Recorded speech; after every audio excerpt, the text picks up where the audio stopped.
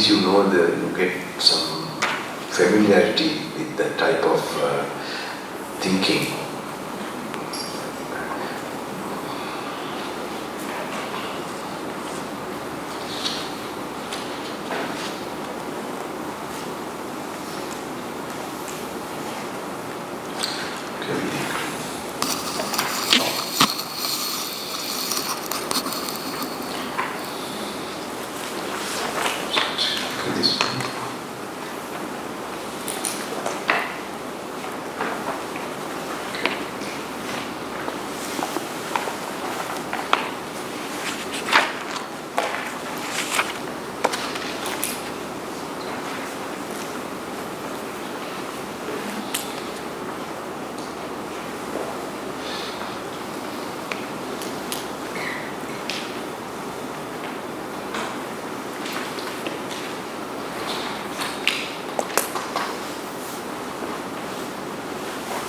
This is 138.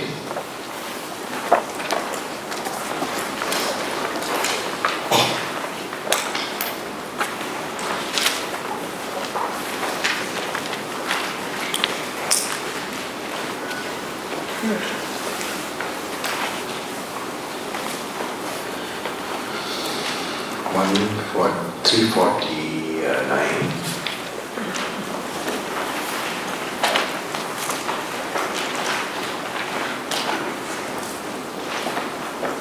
Here, the Satchaka was a famous debater and kind of, so he used to win with everybody. So he told that Buddha would shake like a pole when he is going to debate with him. That's how he told. I'm just cutting short. So, you read from the top part, the second paragraph. Thereupon some Vichari said, who is the recluse Gautama that he could refute Satchaka the Niganta's son assertions? On the contrary, Satchaka the Niganta's son will refute the recluse Gautama's assertions.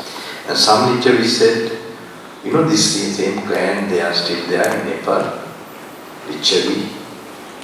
I meet them, like in Kathmandu, they're the Vichari, still they are.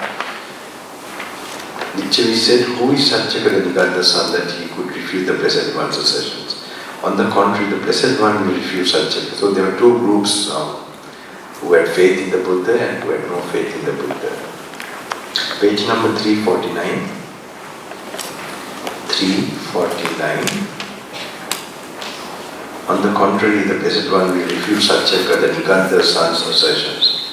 Then Satchaka the Niganta's son went with 500 Vicharis to the hall with peak roof in the great wood. He went to meet the Buddha with 500 Vicharis. He took a support, his what you call it, cheerleaders or what, group of people to support him. Now on that occasion, a number of bhikkhus were walking up and down in the open.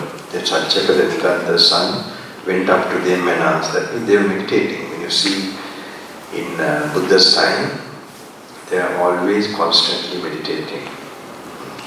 Today, unfortunately, that's why no one is attaining anything. They can attain, but there's no driving force to do that. That's the unfortunate thing. It's a possibility, there's so much possibility.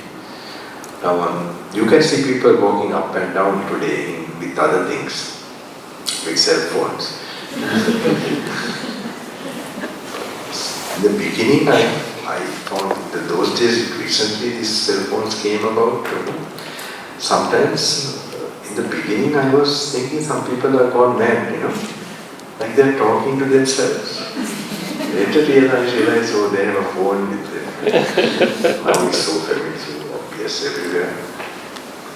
And sometimes they have these gadgets and then they are talking very loud. They are good. So, but look at the contemplative mind has gone to live in the present world, to change dimensions, to change to higher consciousness. This same plane, this one is distracted by the same plane, the Kamaloka. And it's mostly with either they are talking with their girlfriend or boyfriend, like this attached thing, parents, relations, some kind of, attachments they're involved with. It's not that they are talking with Nibbana or Dhamma or it's nothing like that. So it's just silence, and then entering another consciousness is another training. So we're trained that they can do it in the airport also. They should be practicing like that. They should know to separate the karma loka, the sense world. Here, when you pay attention to that, you are coming to that. Even in this hall, when you are here, if you get too involved with the politics of the retreat or what is going on, you're in this world. If you do go deeply into who is doing what is happening, you don't only get negative things also.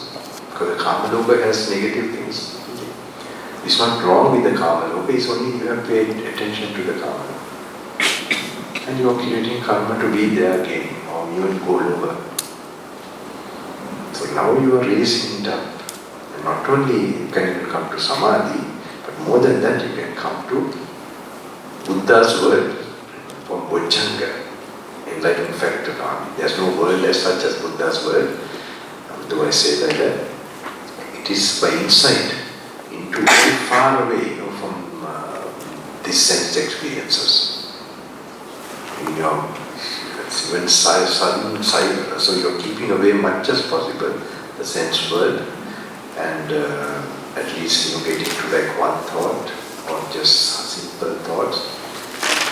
And with that you are going further. With that contemplating, you're taking the awareness to away from desires and to what is really going on, using that as a way to go too far, go away from this form conditioned phenomena. The conditioned phenomena touch and the eye consciousness, ear consciousness, nose consciousness, tongue consciousness. That's where the word is arising. So now on that occasion, number of bhikkhus were walking up and down in the open. Then Satyagrta Niganta's son went up to them and asked, "Where is Master Gautama staying now, sirs? We want to see Master Gautama. The Blessed One has entered the great wood Agivasana and is sitting at the root of a tree for the day's abiding." Then Satyagrta Niganta's son, together with a large following of ritualis, entered the great wood and went to the Blessed One. He exchanged greetings with the Blessed One, and after this courteous and amiable talk was finished, sat down at one side. Some of the ritualis paid homage to the Blessed One and sat down at one side. Some exchanged greetings with him, and when this courteous and amiable talk was finished, sat down at one side. Some extended their hands in reverential salutation toward the Blessed One and sat down at one side. Some pronounced their name and clan in the Blessed One's presence and sat down at one side. Some kept silent and sat down at one side. When Satyagrta Niganta's son had sat down, he said to the Blessed One, "I would like to question Master Gautama on a certain point. If Master Gautama would grant me the favor of an answer to the question. Ask what you like, Agivasa." He's called Satyagrta, invited him to ask a question. How does Master Gautama discipline his disciples, and how is Master Gautama's instruction should be presented to his disciples? This is how I discipline my disciples, Agivasana, and this is how my instruction is usually presented to my disciples. Because material form is impermanent, feeling is impermanent, perception is impermanent, formations are impermanent, consciousness is impermanent. Because material form is not self, feeling is not self, perception is not self, formations are not self, consciousness is not self, all formations are impermanent, all things are not self. That is the way I discipline my disciples, and that is how my instruction is usually presented to my disciples. A simile occurs to me, Master Gautama. Explain how it occurs to you, Agivasa. The Blessed One said, just as when seeds and plants, whatever their kinds, reach growth, increase and maturation, all do so independent upon the earth, based upon the earth. And just as when strenuous works, whatever their kinds are done, all are done independent upon the earth, based upon the earth. So too, Master Gautama, a person has material form as self, and based upon material form, he produces merit or demerit. A person has feeling as self, and based upon feeling, he produces merit or demerit. A person has perception as self, and based upon perception, he produces merit and demerit. A person has formations as self, and based upon formations, he produces merit or demerit. A person has consciousness as self, and based upon consciousness, he produces merit or demerit. Agivasana, are you not asserting thus? Buddha is putting him in this position. Material form is myself, feeling is myself, perception is myself, formations are myself, consciousness is myself. You can underline this. I don't know. Okay, this is very important for your own contemplation too. I assert thus. Master Gautama, material form is myself, feeling is myself, perception is myself, formations are myself, consciousness is myself, and so does this great multitude. So he's telling all these people with him also are telling like that. What has this great multitude to do with you, Agivasana? Please confine yourself to your own assertion alone. Then Master Gautama, I said thus, material form is myself, feeling is myself, perception is myself, formations are myself, consciousness is myself. In that case, Agivasana, I shall ask you a question in return.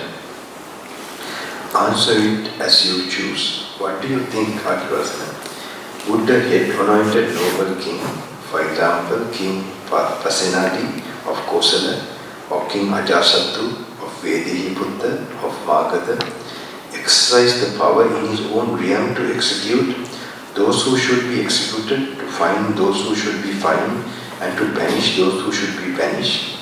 Master Gautama, the head-anointed noble king, for example, King Pasenadi of Kosala, or King Ajasattu Vedihiputta of Magadha, would exercise the power in his own realm to execute those who should be executed, to find those who should be fined, and banish those who should be banished.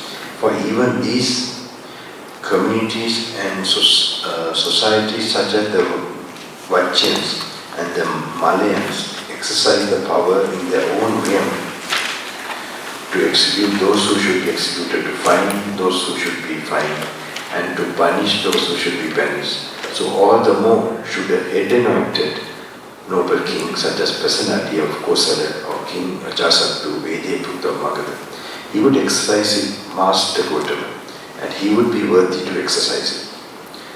A king knows that he is the king because he can control the country. Okay, that's what he's telling in short. What do you think, Agivasana? When you say thus, material form is myself, would you exercise any such power over the material form as to say, let my form be thus, let my form not be thus? When this was said, Sanchaka the Nigantha's son was silent. A second time the Blessed One asked the same question, and the second time Sanchaka the Nigantha's son was silent. Then the Blessed One said to him, Agivasana, answer now. Now is not the time to be silent. If anyone, when asked a reasonable question up to third time by the Tathagata, that is by the Buddha, still does not answer, his head splits into 7 pieces there and then. Now on that occasion, thunderbolt is Vajrapani. Buddha had a protective kind of deity or some kind of, even from the time he became a Bodhisattva, from the time he was striving to enlightenment. So this is like one of his meritorious, so now on that occasion the thunderbolt wielding spirit holding an iron thunderbolt that burned, blazed and glowed appeared in the air above Satchaka, the Nigantha's son. Thinking if the Satchaka, the Nigantha's son, when asked a reasonable question up to the third time by the Blessed One, still does not answer, I shall split his head into 7 pieces here and now. The Blessed One saw the thunderbolt wielding spirit, and so did Satchaka, the king Nigantha's son. The Satchaka, the Nigantha's son, was frightened, alarmed and terrified. Seeking his shelter, asylum and refuge in the Blessed One, himself he asked, ask me, Master Gautama, I will answer. What do you think, Agivasana? When you say thus, material form is myself, will you exercise any such power over the material form as to say, let my form be thus, let my form. Now while you are reading, you must apply it to your body. This is how you are reading this kind of thing. Let my form be thus, let my form not be thus.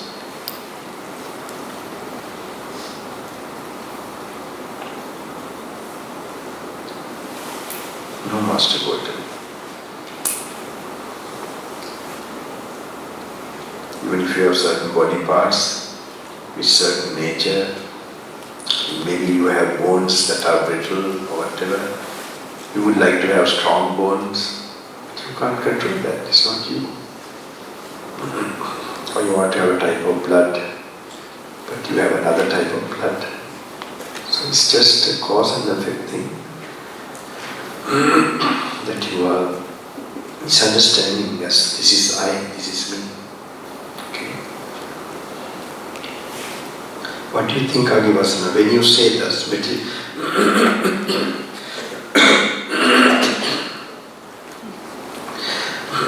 Material form is myself.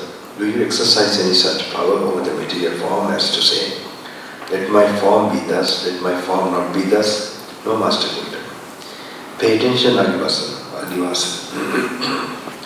Pay attention how you reply. What you said afterwards does not agree with what you said before, nor does what you said before agree with what you said afterwards. What do you think, Adivasana? When you say thus, feeling is myself, did you exercise any power over the feeling as to say, let my feeling be thus, let my feeling not be thus? No, Master Buddha. Pay attention, Agivasana, pay attention how you reply. What you said afterwards does not agree with what you said before, nor does what you said before agree with what you said afterwards. What do you think, Agivasana, when you say thus, perception is myself, did you exercise any power over that perception as to say, let my perception be thus, let my perception not be thus? Now even the Dhamma perception or clarity of Dhamma you get, that is also by cause. Now you have put that cause, staying in solitude, no talking, and reading the book, practice little bit samadhi, like that you are doing. Sometimes suddenly with the right causes nicely matching, some insights will come. Okay? Sometimes you get these insights, and then if you wish, I want this insight, it won't happen. You have to do the same practices, same causes, then it will come. They are also not yourself. Even the Dhamma inside. Nothing is self, all cause and effect. But that is a good effect which will stop the cause and effect cycle. That's the only good thing about it. When you say that perception is myself, do you exercise any power over that perception as to say, let my perception be thus, let my perception not be thus? No, Master Buddha. Pay attention, Agivasana, pay attention how you reply. What you said afterwards does not agree with what you said before, nor does what you said before agree with what you said afterwards. What do you think, Agivasana? When you say thus, formations are myself, do you exercise any such power over those formations as to say, let my formations be thus, let my formations not be thus? No, Master Buddha. So I cut across that. When you say consciousness is myself, do you exercise any such power over that consciousness as to say, let my consciousness be thus, let my consciousness not be thus? No, Master Buddha. Pay attention, Agivasana, pay attention how you reply. What you said afterwards does not agree with what you said before, nor does what you said before agree with what you said afterwards. What do you think, Agivasana? Is material form permanent or impermanent? Impermanent 20%. Master Gautama, is what is impermanent suffering or happiness? Suffering, Master Gautama. Is what is impermanent suffering and subject to change, fit to be regarded thus? So you picture, after you do this, what is the nature of impermanence, and because of its indefinite impermanence, it has suffering. Okay, it is going to be suffering. So which has such a nature, that means you can't control. If you can control what you do, you'll keep it permanent, a happy feeling. Okay? If you can control, you'll make it happy. When you have you see basic, final nature, you can't control. So what you cannot control, suffering is what is impermanent, suffering and subject to change, fit to be regarded thus. This is mine. this I am, this is myself, no Master Buddha. What do you think, Agivasam? Is feeling permanent or impermanent? Is perception impermanent or permanent? Permanent or impermanent? Are formations permanent or impermanent? Is consciousness permanent or impermanent? Impermanent Master Buddha. Is what is impermanent suffering or happiness? Suffering Master Buddha. Is what is impermanent suffering and subject to change, to be regarded thus. This is mine, this I am, this myself. Say somebody you remember who had you liked, or that's gone now, no more. You can't meet or see or whatever. So just imagine, that was an experience that you liked but it passed away. Okay? So it had pleasure but it has suffering because it had to pass away. So you can go back to that experience and tell to yourself, is it me, that experience, or was it mine? With this idea of impermanence, being aware again of that memory, just go back and you can check. You'll find then you can let go completely from your heart also. Because you know it is not me, not I. But if you go and reflect like that, otherwise that ignorant way is just still like underlying in your memory. What do you think, Agavasam? When one adheres to suffering, resorts to suffering, holds to suffering and regards what is suffering, thus, this mind, this I am, this myself, could one ever fully understand suffering oneself or abide with suffering utterly destroyed? What do you think, Agavasam? When one adheres to suffering, resorts to suffering, holds to suffering and regards what is suffering, thus, this is mine, this I am, this myself, could one ever fully understand suffering oneself or abide with suffering utterly destroyed? No. How could one Master Buddha? No Master Buddha. What do you think, Agavasam? That being so, do you not adhere to suffering, resort to suffering, hold to suffering and regard what is suffering? Thus, this is mine, this I am, this myself. How could I not, Master Buddha? Yes, Master Buddha.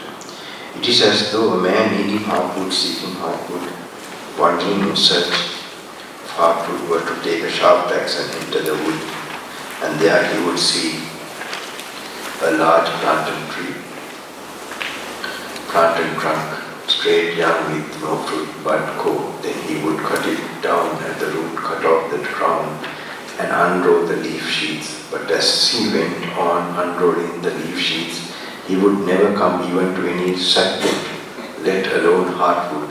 So too, Agavasam, when you are pressed, questioned and cross-questioned by me about your own assertion, you turn out to be empty, vacant and mistaken. But it was you who made this statement before the Vesali assembly. I see no recluse or Brahmin, the head of an order, the head of this was told in the before part of the sutta, okay?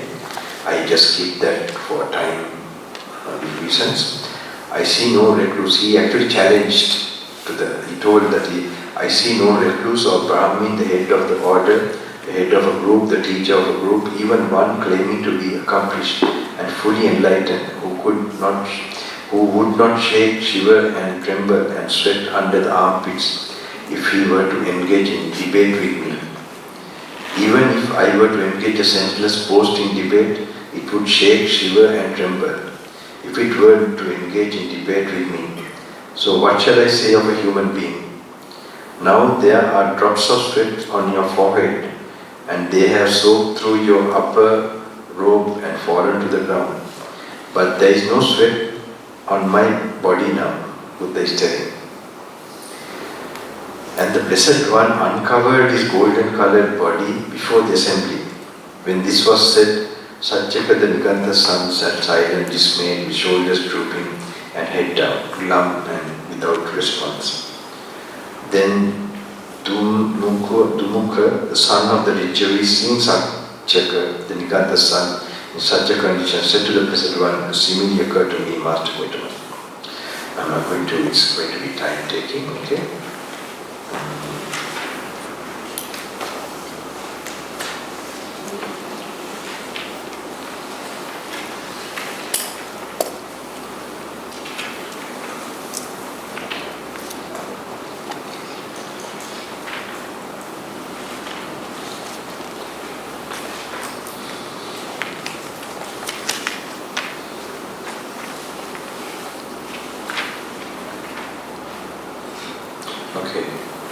358, we quickly go through this also.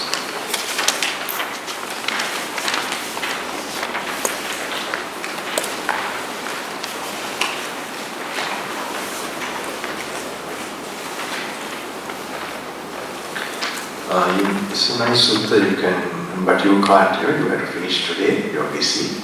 Okay, it is, who are doing the second time, you can go through 356. Who are doing the second time, not you, okay? Second time who are doing the retreat, you can go through this sutta entirely, 356. Okay? But I am reading to others, alright? Just a little part of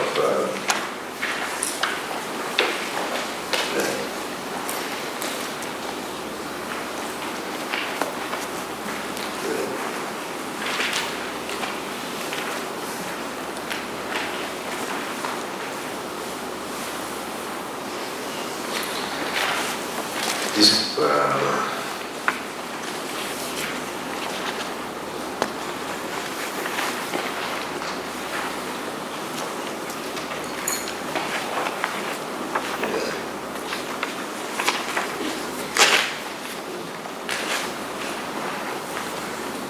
okay, 356, just quickly we go through the second paragraph or second pairs. Now on that occasion, pernicious view had arisen in Bhikkhu named Sati, son of fisherman, thus: as I understand the Dhamma taught by the Blessed One, it is this same consciousness that runs and wanders through the round of rivers, not another. Okay? You get this wrong view. Okay? So, just he's thinking there's a permanent consciousness, okay, that runs, okay. So we go to the 357 quickly. Then the Blessed One, that is number 7 there, 357. Then the Blessed One addressed the Bhikkhu, thus: Bhikkhu, do you understand the Dhamma taught by me as this Bhikkhu Sati, son of fisherman? Thus when he misrepresents us by his wrong grasp and injures himself and stores up much demerit. No, Venerable Sir, for in many discourses the Blessed One has stated consciousness to be dependently arisen, since without a condition there is no origination of consciousness. Good Bhikkhus, it is good that you understand the Dhamma taught by me thus, for in many ways I have stated consciousness to be dependently arisen, since without a condition there is no origination of consciousness. But this Bhikkhu Sati, son of fisherman, misrepresents us by wrong grasp and injures himself and stores up much demerit, for this will lead to the harm and suffering of this misguided man for a long time. Because consciousness is reckoned by the particular condition dependent upon which it arises. When consciousness arises depend on eye and forms, it is reckoned as eye consciousness. When consciousness arises depend on the ear and sounds, it is reckoned as ear consciousness. When consciousness arises depending on the nose and odors, it is reckoned as nose consciousness. When consciousness arises depending on the tongue and flavors, it is reckoned as tongue consciousness. When consciousness arises depending on the body and tangibles, it is reckoned as body consciousness. When consciousness arises depending on the mind and mind objects, it is reckoned as mind consciousness. Just as fire is reckoned by the particular condition depending on which it burns. When fire burns depending on logs, it is reckoned as log fire. When fire burns depending on fagots, it is reckoned as a fagot fire. When fire burns depending on grass, it is reckoned as grass fire. When fire burns depending on cow dung, it is reckoned as cow dung fire. When fire burns depending on chaff, it is reckoned as chaff fire. When fire burns depending on rubbish, it is reckoned as rubbish fire. So too consciousness is reckoned by the particular condition dependent on which it arises. When consciousness arises depending on eye and forms, it is reckoned as eye consciousness. When consciousness arises depending on mind and mind objects, reckoned as mind consciousness. Because do you see, this has come to be, this very important way of this thing, okay? Because do you see, this has come to be. Yes, Venerable Sir. Because do you see, its origination occurs with that as nutriment. Yes, Venerable Sir. Because do you see, with the cessation of that nutriment, what has come to be is subject to cessation. Yes, Venerable Sir. Because does doubt arise when one is uncertain thus? Has this come to be? Yes, Venerable Sir. Because does doubt arise when one is uncertain thus? Does its origination occur with that as nutriment? Yes, Venerable Sir. Because does doubt arise when one is uncertain thus? With the cessation of that nutriment is what has come to be subject to cessation. Yes, Venerable Sir. Because is doubt abandoned in one who sees it actually is with proper wisdom thus? This has come to be, yes, Venerable Sir. Because is doubt abandoned in one who sees as it actually is with proper wisdom thus, its origination occurs with that as nutriment. Because are you as free from doubt? This has come to be because are you free?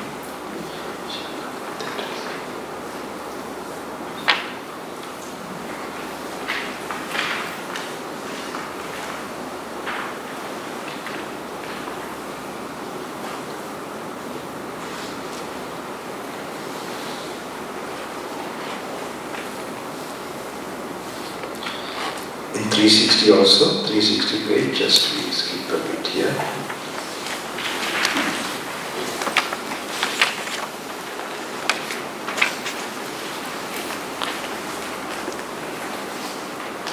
With birth as condition, aging and death, so it was said.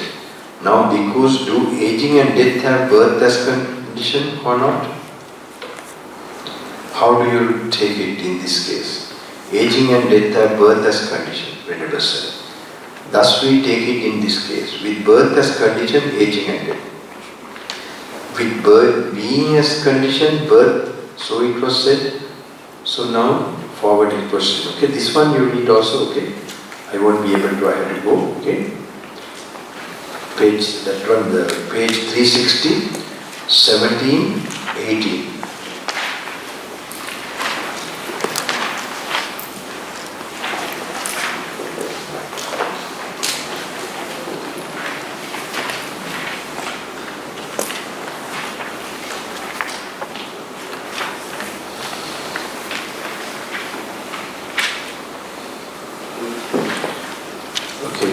Until page, from read and think about it. Okay, 360, whole page 360. Okay, starting from 359, nutriment and dependent origination. Nutriment and dependent origination, 15. The 359 page. Under that, go to 360 page.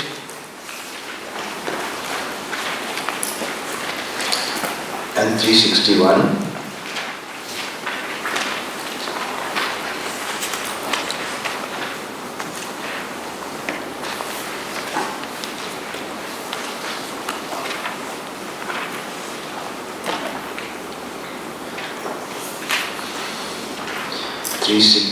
Three 359 to 363. 363. Okay, just read the page and it will be contemplated. Okay, just read that and then continue. You have to finish maybe from 1 o'clock or after lunch. But make sure you read this also, and then 1 or 2. You can still do some contemplation, but you know not enough time, then you have to rush the one you were already doing before I came. Okay. So all blessings, I have to quickly go. This is, we have to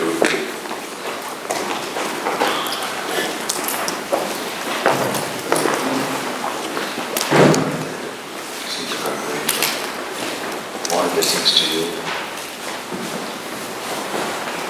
I hope this Dhamma will give you this, that you go to the retreat of the Buddha and it will awaken this truth in you, or at least sow a seed of insight, the wisdom part of your being, that you can get in touch with that final truths of this world, taught by the Buddha, the nature of our being, and that faith in the Buddha Dhamma Sangha will be found.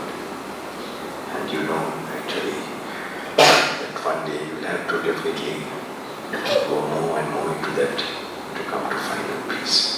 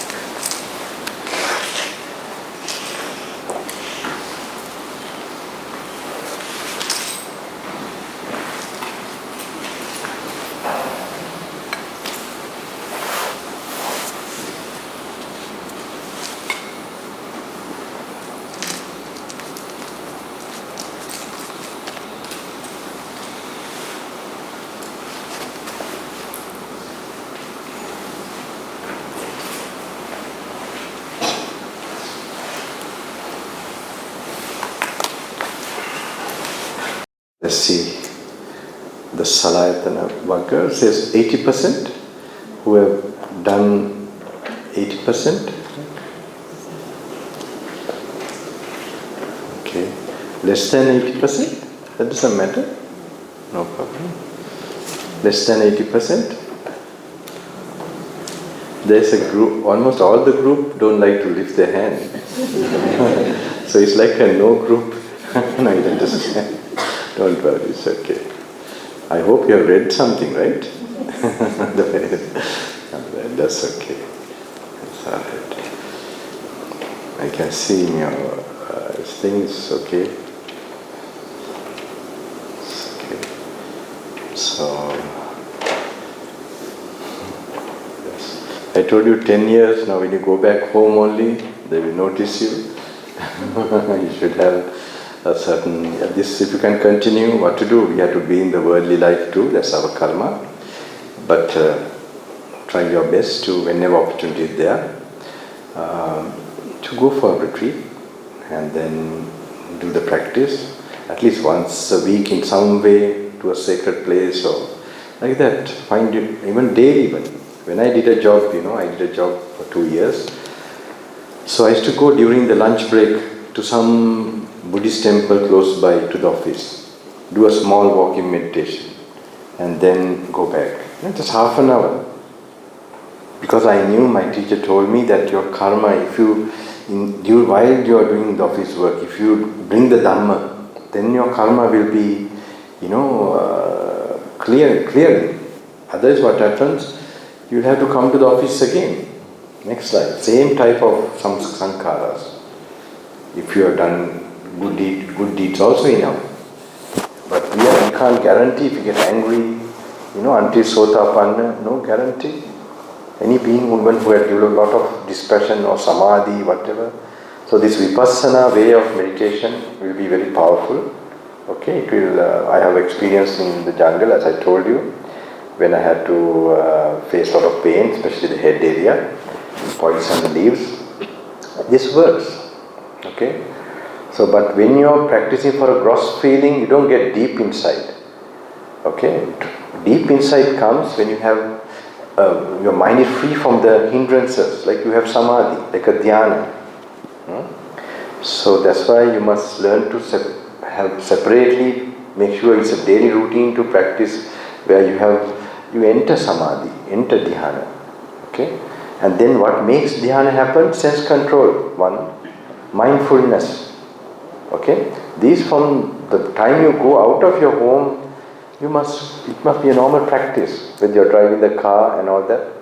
So unnecessary things you will not look here. You can put a devotional cassette maybe, it inspires you in the vehicle. Okay, like that you have to learn to create it. And as I told you, if you have to use phones, you can have something in the phone, the sutta or what is inspiring about the Buddha's teaching. Then when you are directing your mind like that, you are replacing this Kamaloka, sense world consciousness from this other awareness. That's the way you tactfully, gradually, practically, replace this worldly consciousness to a spiritual one. Another thing you'll experience, you don't feel tired. Because normally you feel tired when you get angry and greedy, you lose energy. Okay?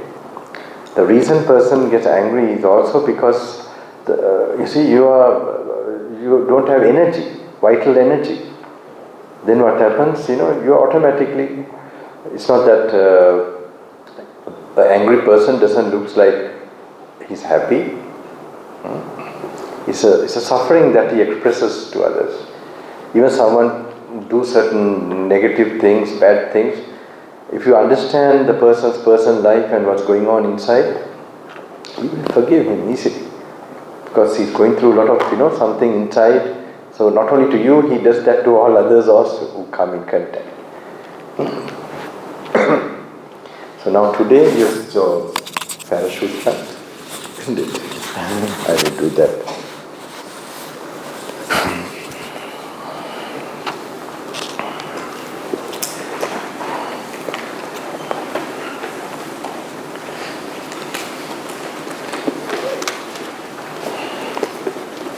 Commandos, they have these paratroopers.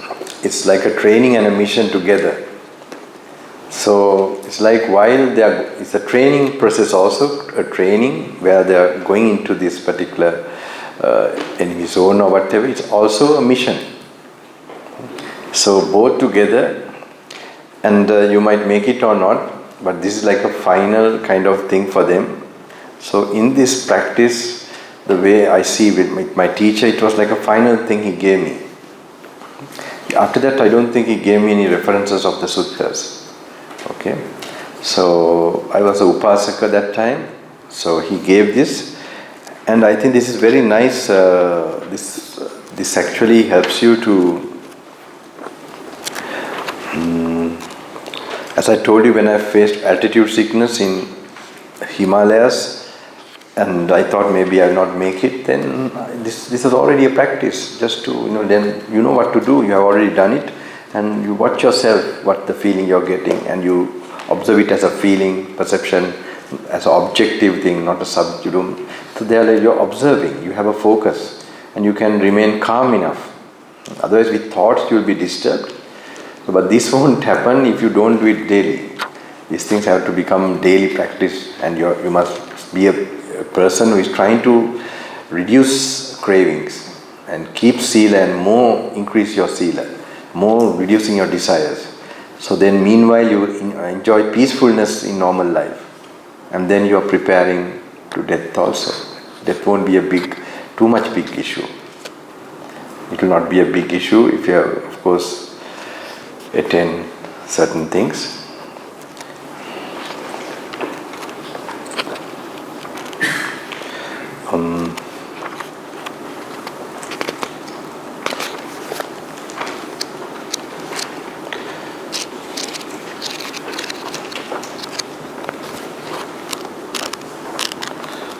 The last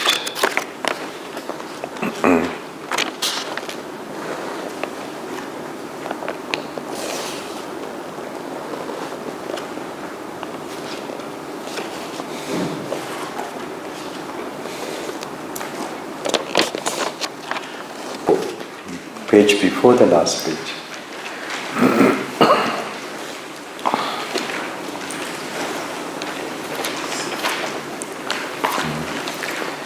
Then, we can go through this. On one occasion, the Blessed One was dwelling at Vesali in great wood in the hall with the peak roof. Then in the evening, the Blessed One emerged from seclusion and went to the sick ward, where he sat down in the appointment seat and addressed the bhikkhus thus: Bhikkhus, bhikkhu should Wait is time mindful and clearly comprehending. This is our instruction to you. Waiting the time means time for death, okay? You should be practicing this, and you should be. And how bhikkhus is a bhikkhu mindful? Here bhikkhus, a bhikkhu dwells contemplating the body in the body, ardent, clearly comprehending, mindful, having put away covetousness and displeasure in regard to the world. He dwells contemplating feelings in feelings, mind in mind, phenomena in phenomena, ardent, clearly, this is satipatthana, comprehending, mindful, having put away covetousness and displeasure in regard to the world. When you properly practice, you distance yourself from the world. That means from your feelings, perceptions and consciousness. That's what the practice do. It is in such a way that a bhikkhu is mindful. Sorry. And how bhikkhus does a bhikkhu exercise clear comprehension? Here bhikkhus, a bhikkhu is one who acts with clear comprehension when going forward and returning, when looking ahead and looking aside, when drawing in and extending the limbs, when wearing his robes and carrying his outer robe and bowl, when eating, drinking, chewing his food and tasting, when defecating and urinating, when walking, standing, sitting, falling asleep, waking up, speaking and keeping silent. It is in such a way that a bhikkhu exercises clear comprehension. A bhikkhu should await his time mindful and clearly comprehending. This is our instruction to you. Bhikkhus, while a bhikkhu dwells thus, mindful and clearly comprehending, diligent, ardent,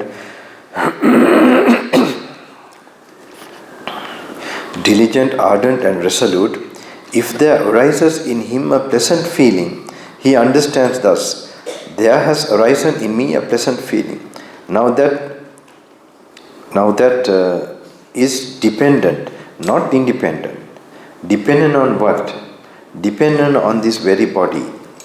But this body is impermanent, conditioned. Now you should be, how you contemplate this is, all these suttas, you should have a mental picture. You have the body, depending on the body, you have the feeling, you're experiencing, okay? Like a small diagram in your mind you should have really for the contemplation. Now you have to do it much so that you have like the body you see and then you have the feeling. Then it is, feeling, body is impermanent, okay? Why is it impermanent? You must add that, what you know already. What is that? It is dependent on food and karma. Okay? So the karma is impermanent, food is impermanent, therefore what it produces has to be impermanent. Then the feeling also will be definitely impermanent. And how bhikkhu does one then? Bhikkhus, while a bhikkhu dwells thus mindful and clearly comprehending, diligent, ardent and resolute, if there arises in him a pleasant feeling, he understands that there has arisen in me a pleasant feeling. Now that is dependent, not independent. Dependent on what? Dependent on the very body. But this body is impermanent, conditioned, dependently arisen.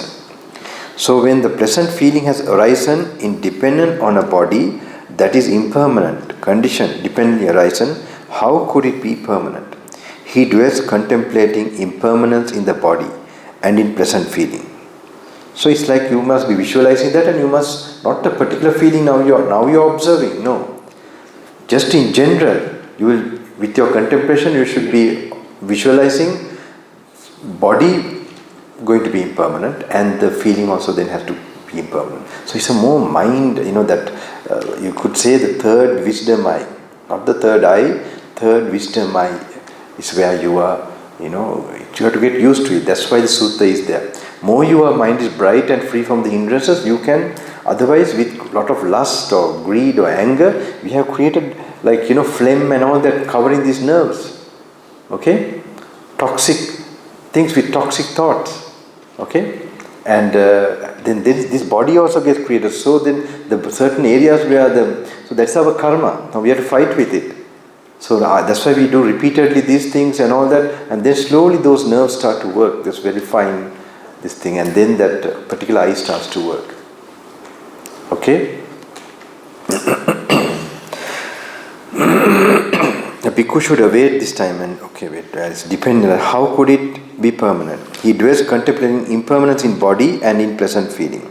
He dwells contemplating vanishing, contemplating fading away, contemplating cessation, contemplating relinquishment. As he dwells thus, the underlying tendency to lust in regard to the body and in regard to present feelings is abandoned by him. Bhikkhus, while a bhikkhu dwells thus mindfully and clearly comprehending, diligent, ardent and resolute, if there arises in him a painful feeling, he understands thus, there has arisen in me a painful feeling. Now that is dependent, not independent. Dependent on what? Dependent on just this body. But this body is impermanent, conditioned, dependently arisen.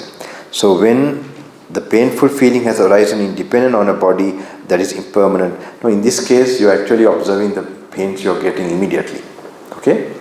So that's how it is.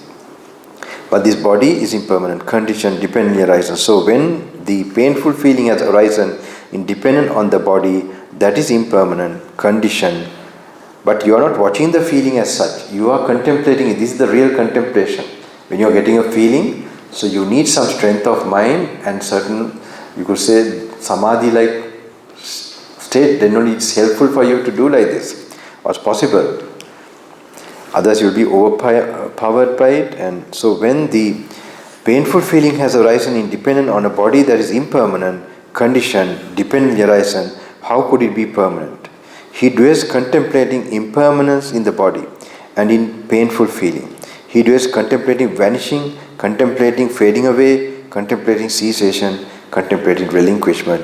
As he dwells thus, the underlying tendency to aversion in regard to the body and in regard to painful feeling is abandoned by him. Bhikkhus, while a bhikkhu dwells thus, mindful and clearly comprehending, diligent, ardent and resolute, if there arises in him a neither painful nor pleasant feeling, he understands thus, there has arisen in me a neither painful nor pleasant feeling. Now that is dependent, not independent. Dependent on what? Dependent on just this body. But this body is impermanent, conditioned, dependently arisen. So it may be a peaceful feeling in your meditation, you just don't enjoy peace. You apply, it depends on the physical base to experience that peace. Okay, that's why some yogis, like for example, they are very concerned about the body who is attached to peaceful or samadhi meditation. Okay, and I can see when I showed you when I was sick or not sick, like my body was with this poison. You can't practice samatha bhavana, but you can do this contemplation and then come to peace. So powerful it is. Dependent on just this body, but this body is impermanent. So when the neither painful nor pleasant feeling has arisen in dependent on a body that is impermanent, conditioned, dependently arisen, how could it be permanent?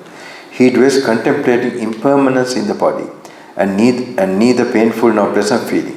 He dwells contemplating vanishing, contemplating fading away, contemplating cessation, contemplating relinquishment. As he dwells thus, the underlying tendency to ignorance in regard to the body and in regard to neither painful nor pleasant feeling is abandoned by him.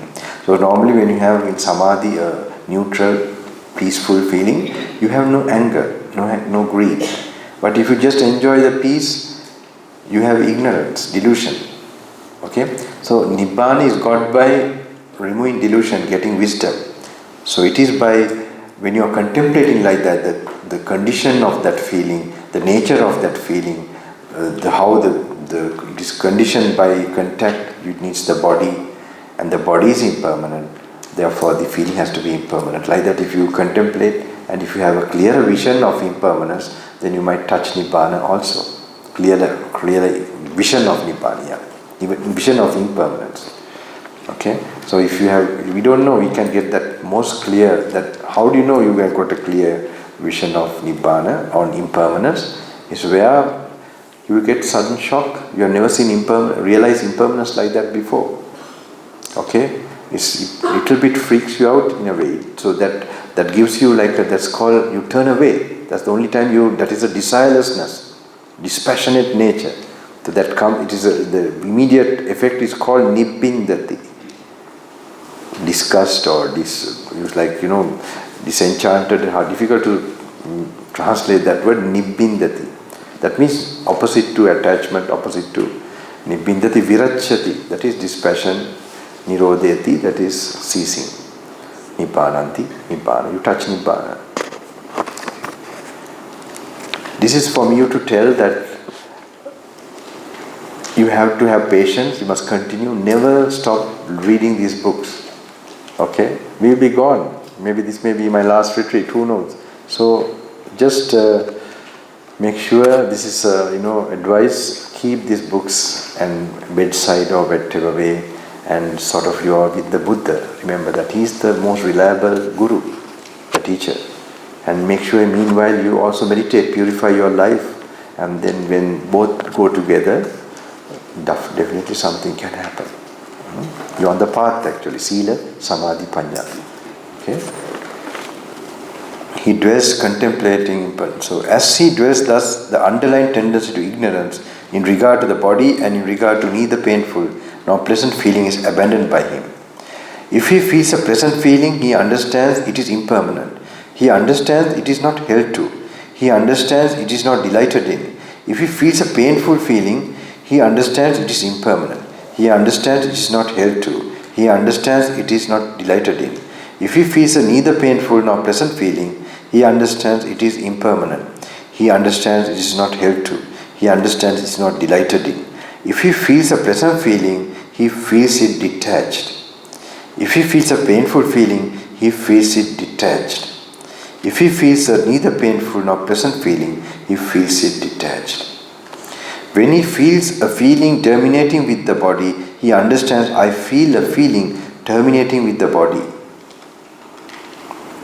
When he feels a feeling terminating with life, that means life-threatening feeling is feeling, he understands, I feel a feeling terminating with life. So he is conscious. Okay, the very feeling he is going, he is noting it. This is a very good thing when now, you can think what I am going to think. So this is, if you get used to this, just to know what the feeling you are having. Not trying to judge it, not trying to, do anything. Just bear attention.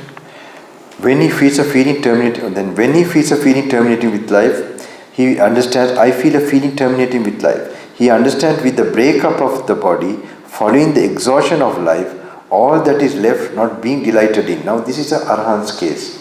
Okay? Venerable Arahant's case, with the break of the body, following the exhaustion of life, all that is felt not being delighted in. This only an Arahant does, will become cool right here. Just as bhikkhus an oil lamp burns. Oil lamp, this is a wrong, is it in your book also? Oil lamp burns independent on the oil and the wick. And with the exhaustion of the oil and the wick, it is extinguished through lack of fuel. So too bhikkhus, when a bhikkhu feels a feeling terminating with the body is repeated, terminating with life, he understands with the breakup of the body, following the exhaustion of life, all that is felt not being delighted in will become cool right here. Okay? So this is an Arahant, but in any case, you must learn to be in the present moment, watching the feeling and analyzing what you have trained already. It will come handy. Not trying to identify with what's happening, the so-called death phenomena. Okay? So then you know what to do. You have a direction of what to try to do. Not to, when finally you just can't make it, maybe after ringing in 119 and everything. It's not a joking thing, actually it's called samsara suffering actually. People get really samsara fear also. Whoever, the level of attachment they have, no one wants to think about it. But it's wise to, prepare yourself, live a life in such a way that, so I hope this retreat will help you with that. It's a practical retreat, not it's given, these instructions are all given by a practical, most I would say an ascetic in the modern times. I don't see, even in books I have not read, I have been so close to Bhante there, and then, physically. So, you can see, I saw the most suffering person and most happy person. Both I saw in Bhante. Like, the physical pains he go through, like the broken hip. And he used to walk, miles when the doctor recommend also not to. Okay, now he walked up till one place called Attanagalla, not very far, not very near also. Then he told me how he did it. It's like, focusing his attention on the flesh part where he's touching, and this only that pain is actually a state of consciousness, mental factors. It's feeling, perception, it's in the mind as is pain. But otherwise it's just flesh. As I told you, you take away consciousness, like the ear does not get angry and so on. Okay, like the nose does not smell. So that way he used to focus, he would say, and then he would continue walking without getting that reaction to the feeling. Okay, so this is very practical. You can see, very not only when he was very sick, many times, like he would send the doctors away, and some of the urine is blocked. And then I never forget that day he gave me the spirit of what you take, like to focus on that, not to think too much about the body, to keep it or to be healthy or like that. So just to, the focus yourself to be mindful and just give up the idea of want to live. And that day he gave me so much, like his urine was, it's not coming out. And he not taken to the doctor. And then, so like this, many situations, it's very nice to see if this is properly practiced, and that this will become life to you, and it's a guiding light to you, that Buddha will be a guiding light. Somebody told me today, I don't know, Bhante, your sutta we were reading. It's not my sutta.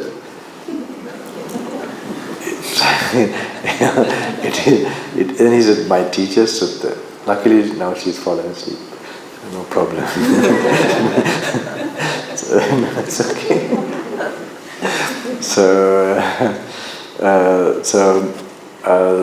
Then I you not guess who it is. So then I told, no, the Buddha's sutta, the Buddha's discourses. It's not just because maybe that I'm coming and telling you all, you might feel it, this is Bhante's suttas. Okay? Because no Bhante, I don't think, they don't bring, this way sutta. Only one Bhante I thought the word of the Buddha is using for teaching his monks and all that, but he's still explaining it. Not showing the emphasis that there are visions that you can get from the Dhamma. That is the exact as before the monks who were listening to Buddha that time got. Same. No difference. So, anyway, whoever has patience, who is keen for truth and want to pursue, this might be helpful, this occasion of...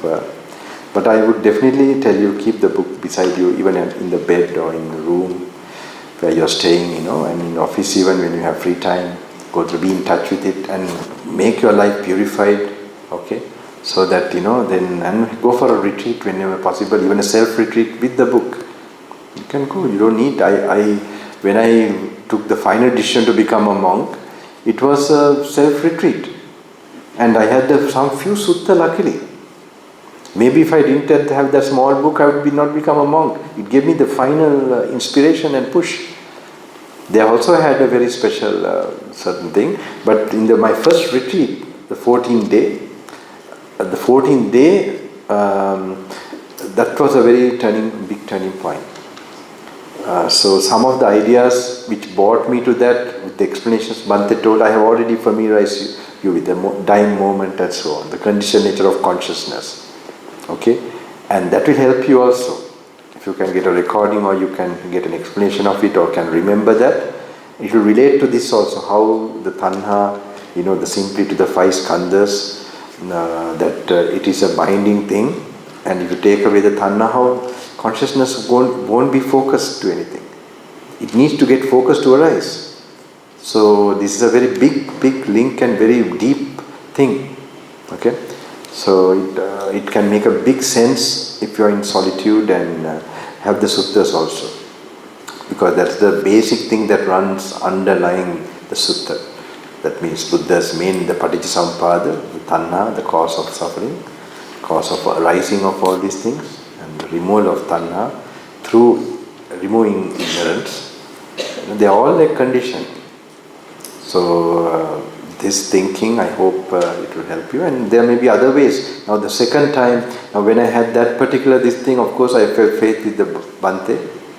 And the other one was, it came to me that suttas are like an ocean of wisdom. Bhante was like, just a small drop, and that this is the original. It came to my mind that, like all the Dhamma we are having is based on our defilements, we are interpreting it, explaining it. That's why who explains too much the Dhamma and all that, then that's not going to an experiential thing. So that's what we like normally. We want Nibbana to be explained. Right? So then it becomes in a thought which goes beyond, the sensual thoughts and beyond language. How can we explain? We can say in the absence of this is Nibbana. In the absence of what is impermanent. Like that we can say.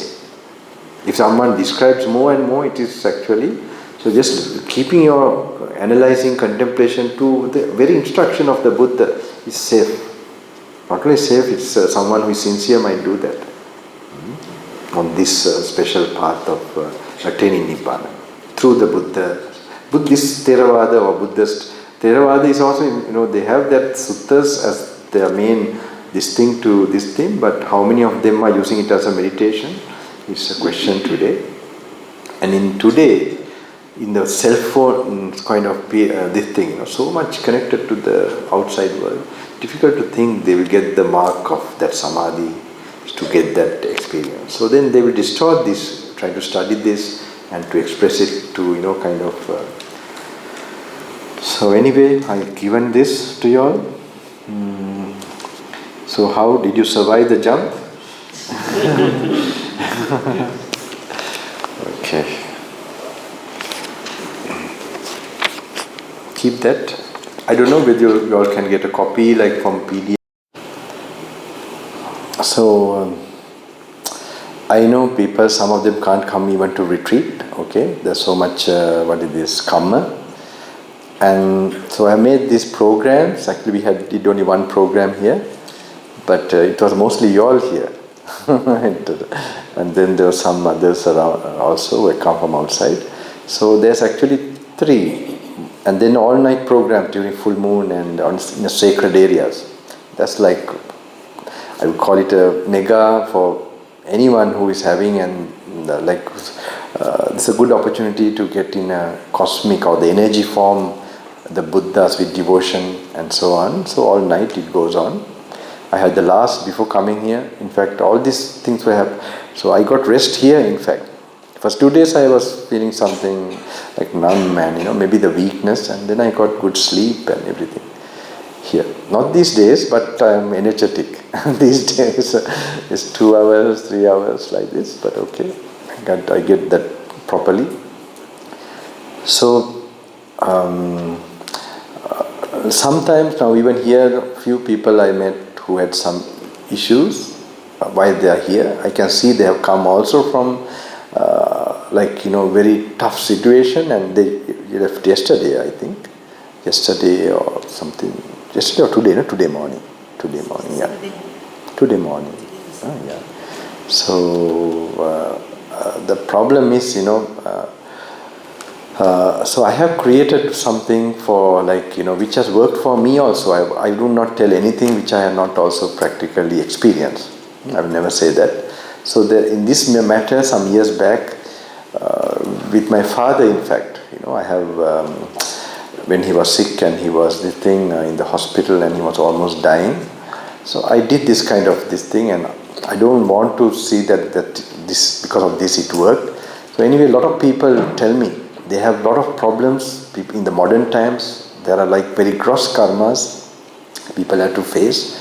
So I see this is they need some tool with devotion and tapping, you could say, some form of more energy to when negative or obstructing things come in on your way, especially when you're trying to strive, so that there are people who have done that particular what I've said to come for the program.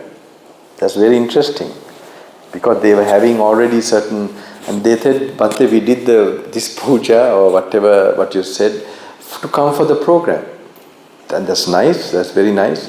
But some, I don't know, they say they had what is this? For stents to be put for the heart? Stent or something? Stent. Oh, yeah, and then they did this puja, okay, and then this way I told, and then when the test again, the reports came, it was all negative, all the valves okay, and they sent it to some America or somewhere, and so I don't think they are lying to me. I'm not sure, I don't think, because I don't want to kind of, but I believe it's just something happening, no doubt. So, but so I am giving this to people, maybe they have, because I can't do certain things as a bhikkhu, it's like, so this is the closest thing which works, and it will guide you to something, definitely. It will guide you that can do, a nurse or something, okay? I'm just for example telling, alright? Who can do the cutting or something. This I know, this will happen. Okay, and or will give you the strength to, how to deal with this. Some answer will come. Buddha's infinite compassion, he would have definitely left certain mystical forces in this planet. Alright? So even yesterday there was one particular, so I told them, normally in when we have this sort of very, very obvious disturbance coming, tell to go to the Bodhi tree. In Sri Lanka also, so then go there and then chant Karniya Metta Sutta, okay, 21 times or 12 times like that. So that subsides, okay. In Australia especially, I don't know, here what happens, maybe you all are more different, maybe there may be so many different negative energies are there for the path. Okay, to earn money there are a lot of good avenues there. But to, what is this, spiritual thing, the place is, I find it very difficult. Just when I breathe there in Sri Lanka or even India is like a dustbin, but it's so peaceful. It is like, you're getting, because this land has been sacred by, the so many masters, so many bodhisattvas, okay? And so many enlightened beings, those vibrations are still vibrant. If you just focus, you just get an overflowing of, this is there. Whether it's Himalayas or whether it's just the air of India, Jambudvipa. Okay? So this I felt that. He's healing, just simply healing. The very dust, it's like it's very dusty India. How much you sweep, you can't. But you can bring a little dust and keep it, for prayer. If you have that faith, people put mask. I don't know why they're wasting that dust. So this time I actually felt that way after coming from, say, California or that. I was sick in the airport. My pressure is rising up, my blood, because I'm not fully recovered from the chikungunya. And also this blessing thing, it like interacts with the people's certain karma, I feel, and I can't help it. I am now so used to not to, so I have to be constantly, in certain energy zones, and not. This is I don't know how to tell my personal life, and so then I had to keep myself isolated. So luckily here, Sanurana, I would not come with this was like a first time like this kind of Dhamma, this thing where attendant or a kapya he came, but it's very helpful for me sometimes, not sometimes, to get that particular, certain things. I can't tell you more. But I'm telling you also, you can use these tools for you to, because Buddha is not alive today to talk to you, and so he has you can see like this, for example, in the Mahaparinirvana Sutta, you have where he says the 12 places for a person to visit the 12 places, especially monks and upasikas. They will, now it follows after this, during the Vasa period they practice, and normally they come and meet the Buddha. If you read that sutta, it goes like that, and ask questions what they were unable to, attain and how to attain it or whatever. They would question the Buddha. So, after that, immediately Buddha says, lay people, especially monks and lay people, upasikas, all this, they will come to these 4 places after my passing away. And so this is, he doesn't say directly, but it follows like that. So like we don't have him after he has passed away as a physical form. So we have the Bodhi tree also, that has been established.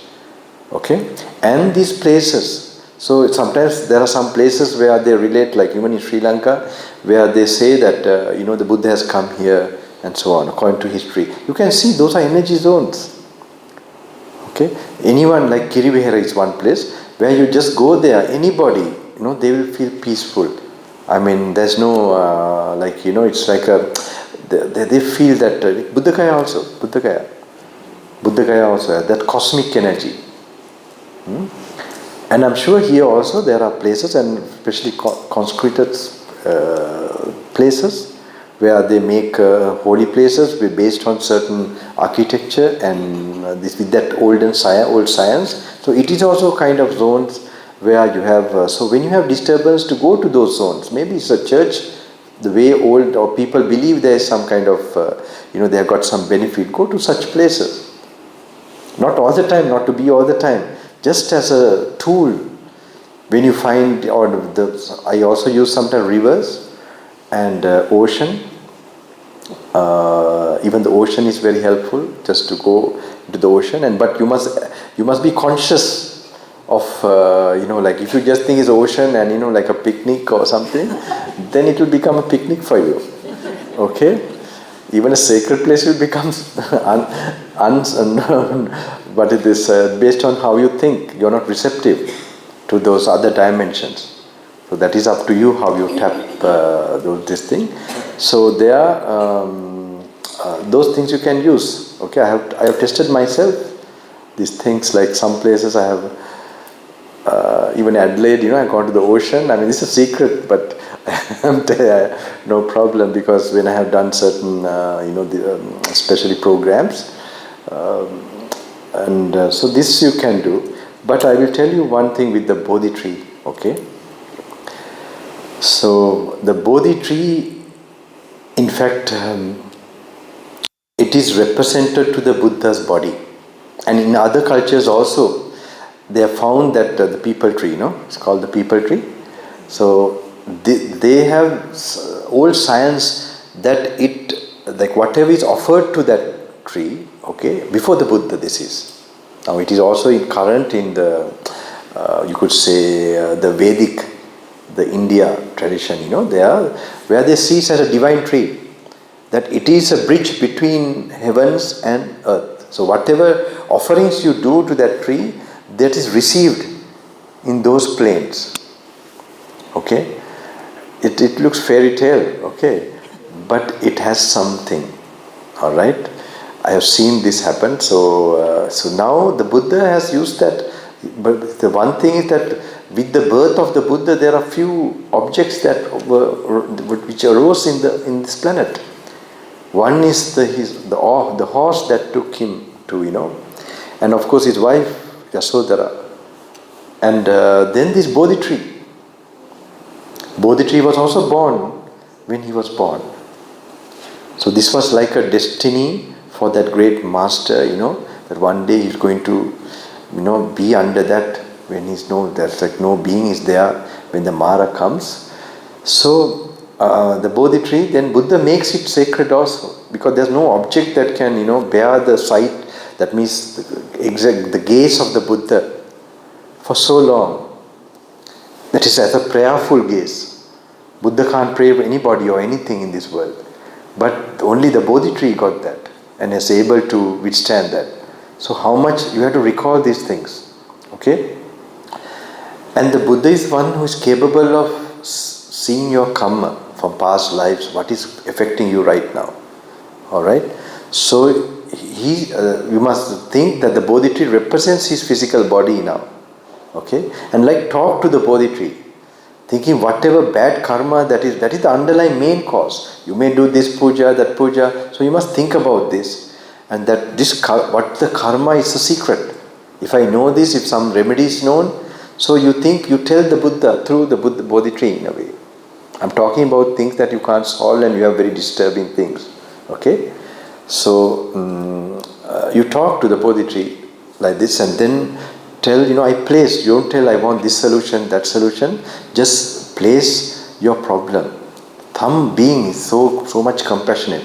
This says crores of mothers' compassion is there in the Buddha.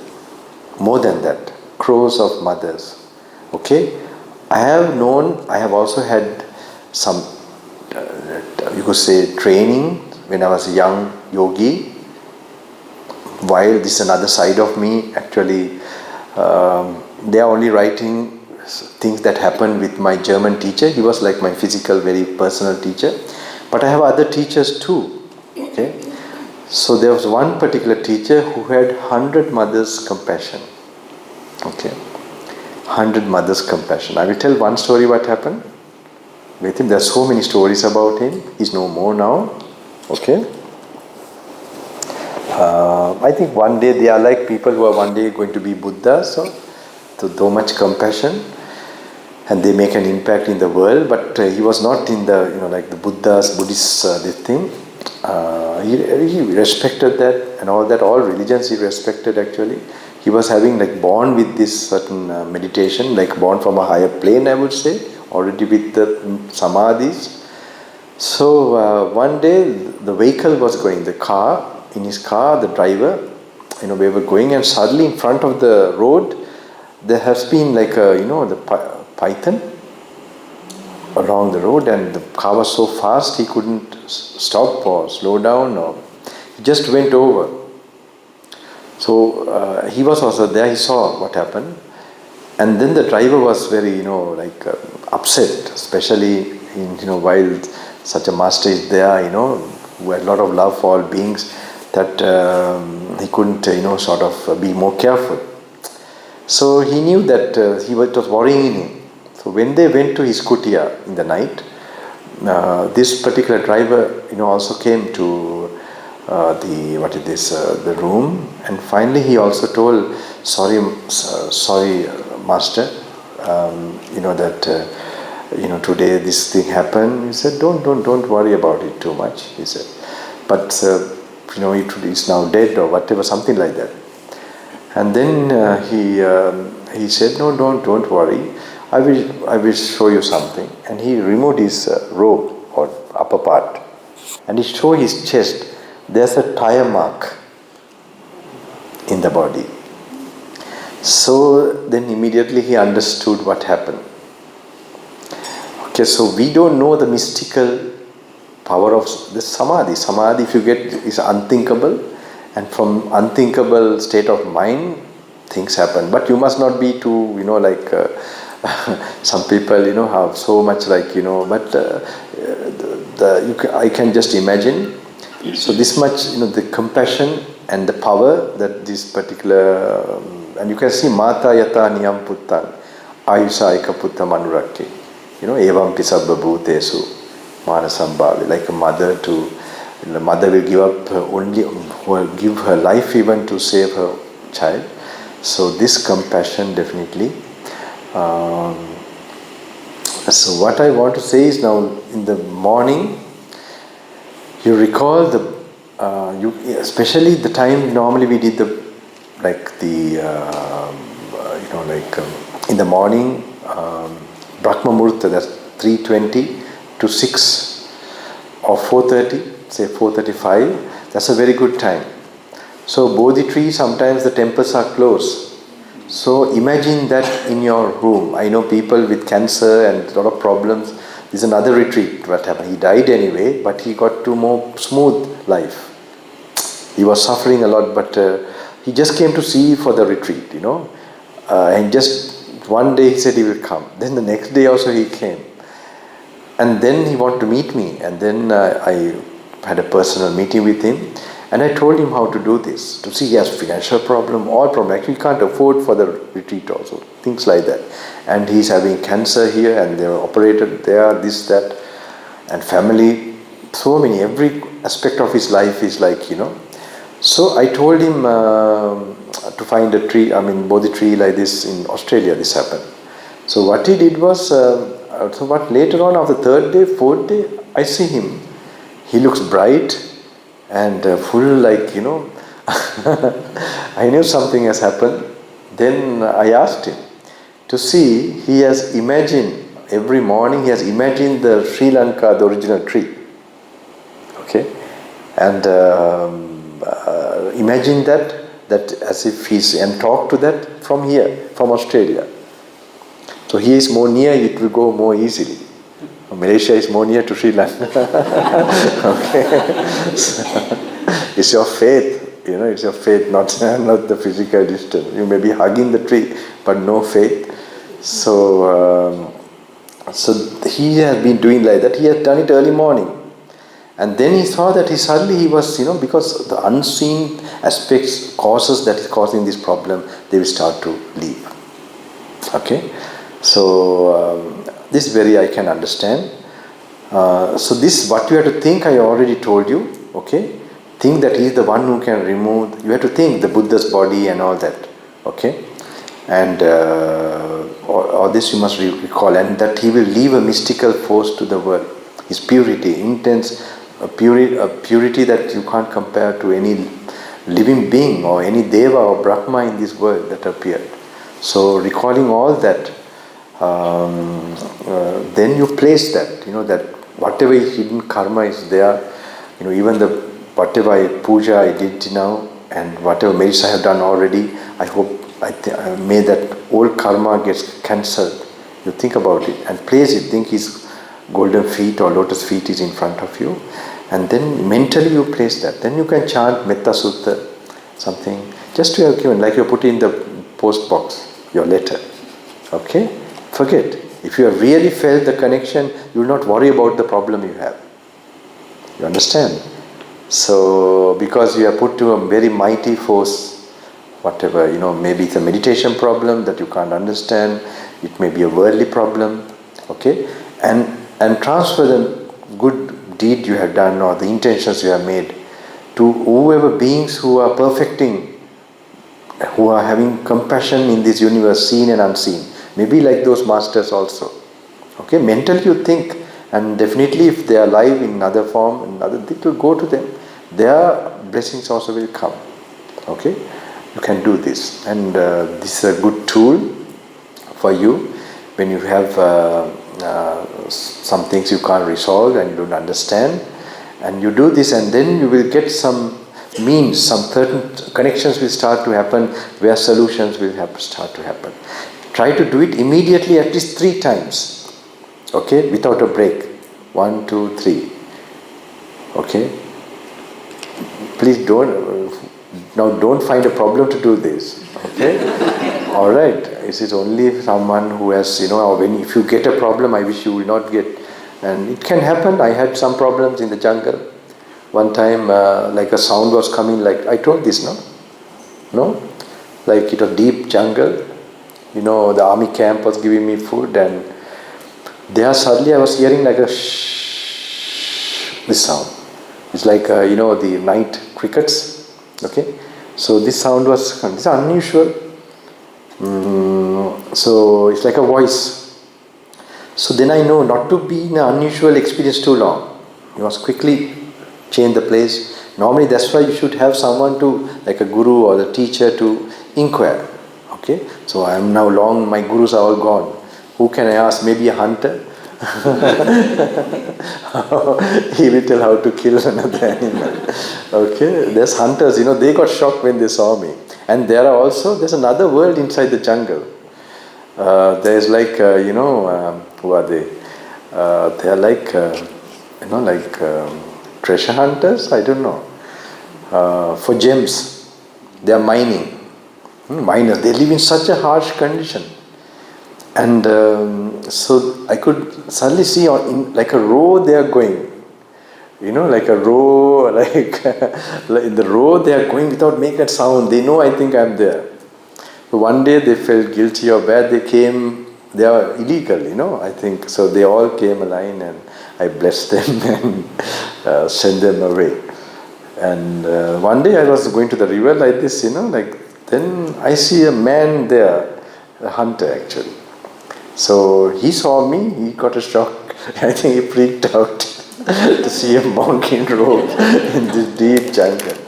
So I just started, and when I thought not nice, I turned and I went back, to the hut. I climbed up to the,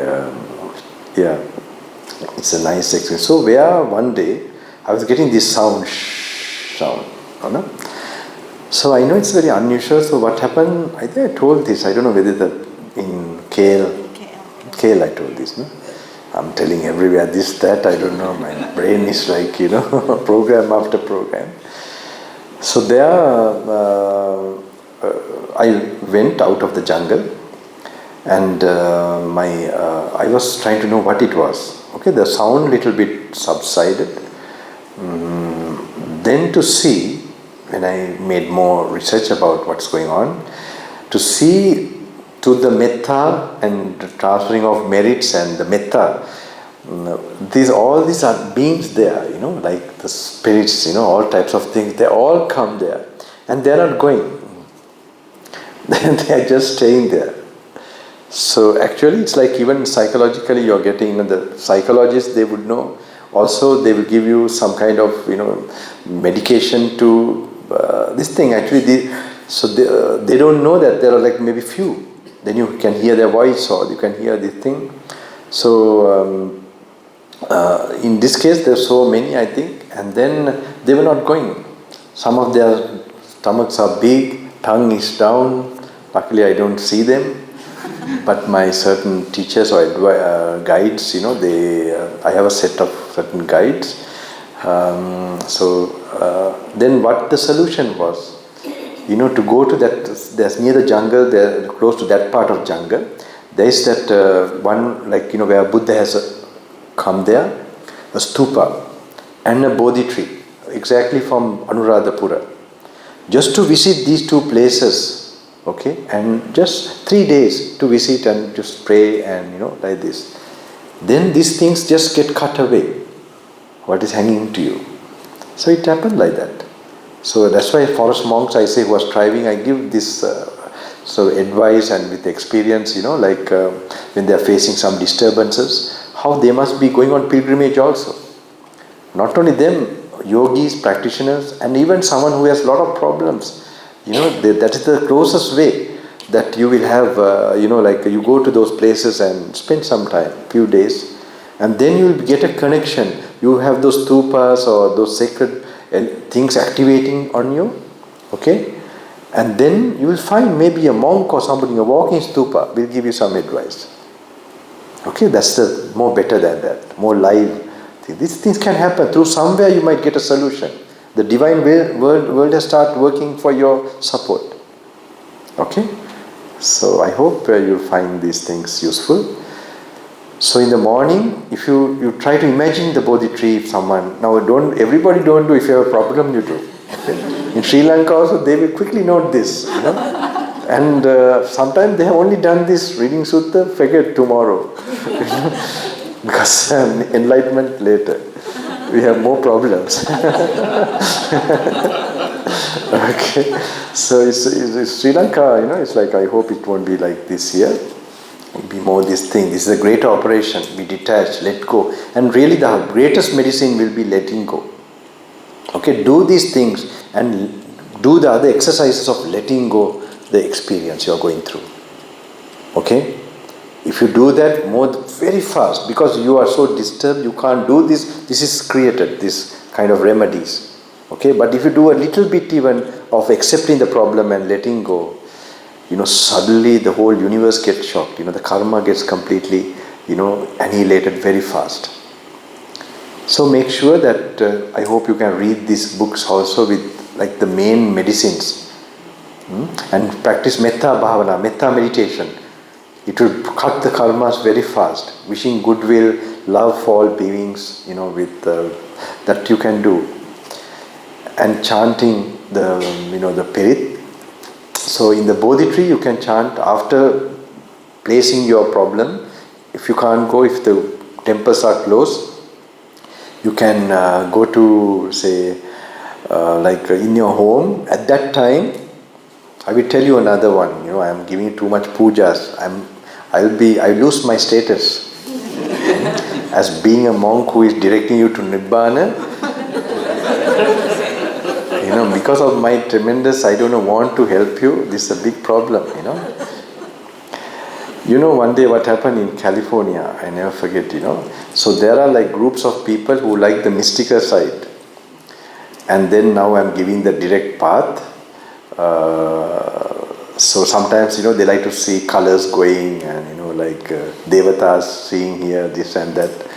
So there are some who have really got this, they have been practicing, they have ordained. I think most of you will also have that kind of experience, I think, in Australia. There are some gentlemen who have really, they have gone to so many traditions and practice, they have good experience. From Goenkas, they changed first.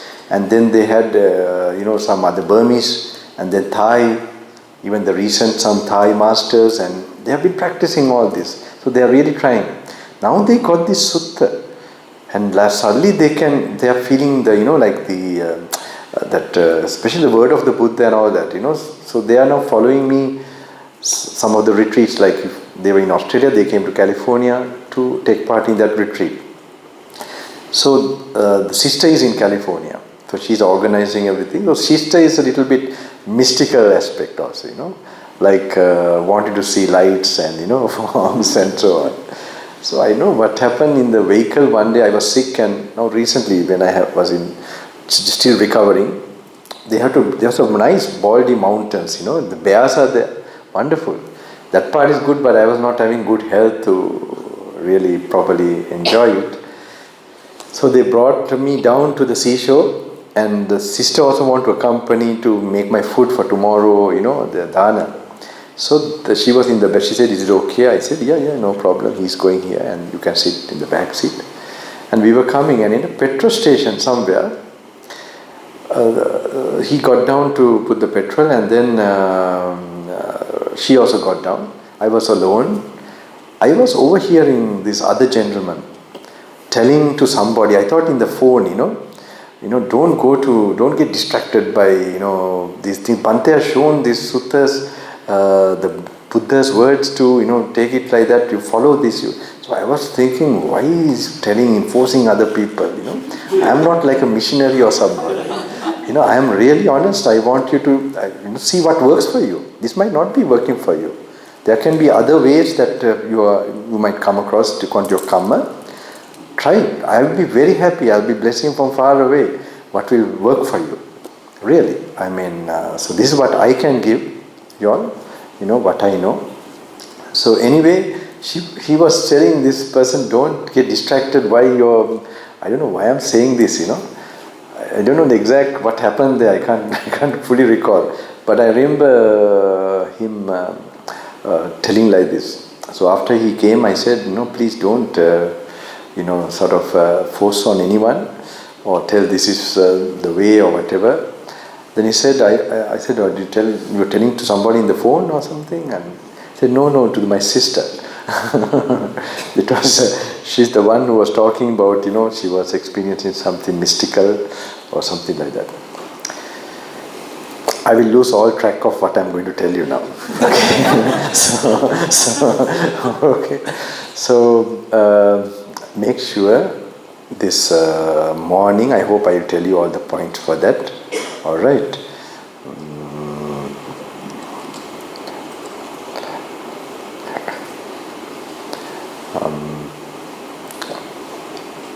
The morning.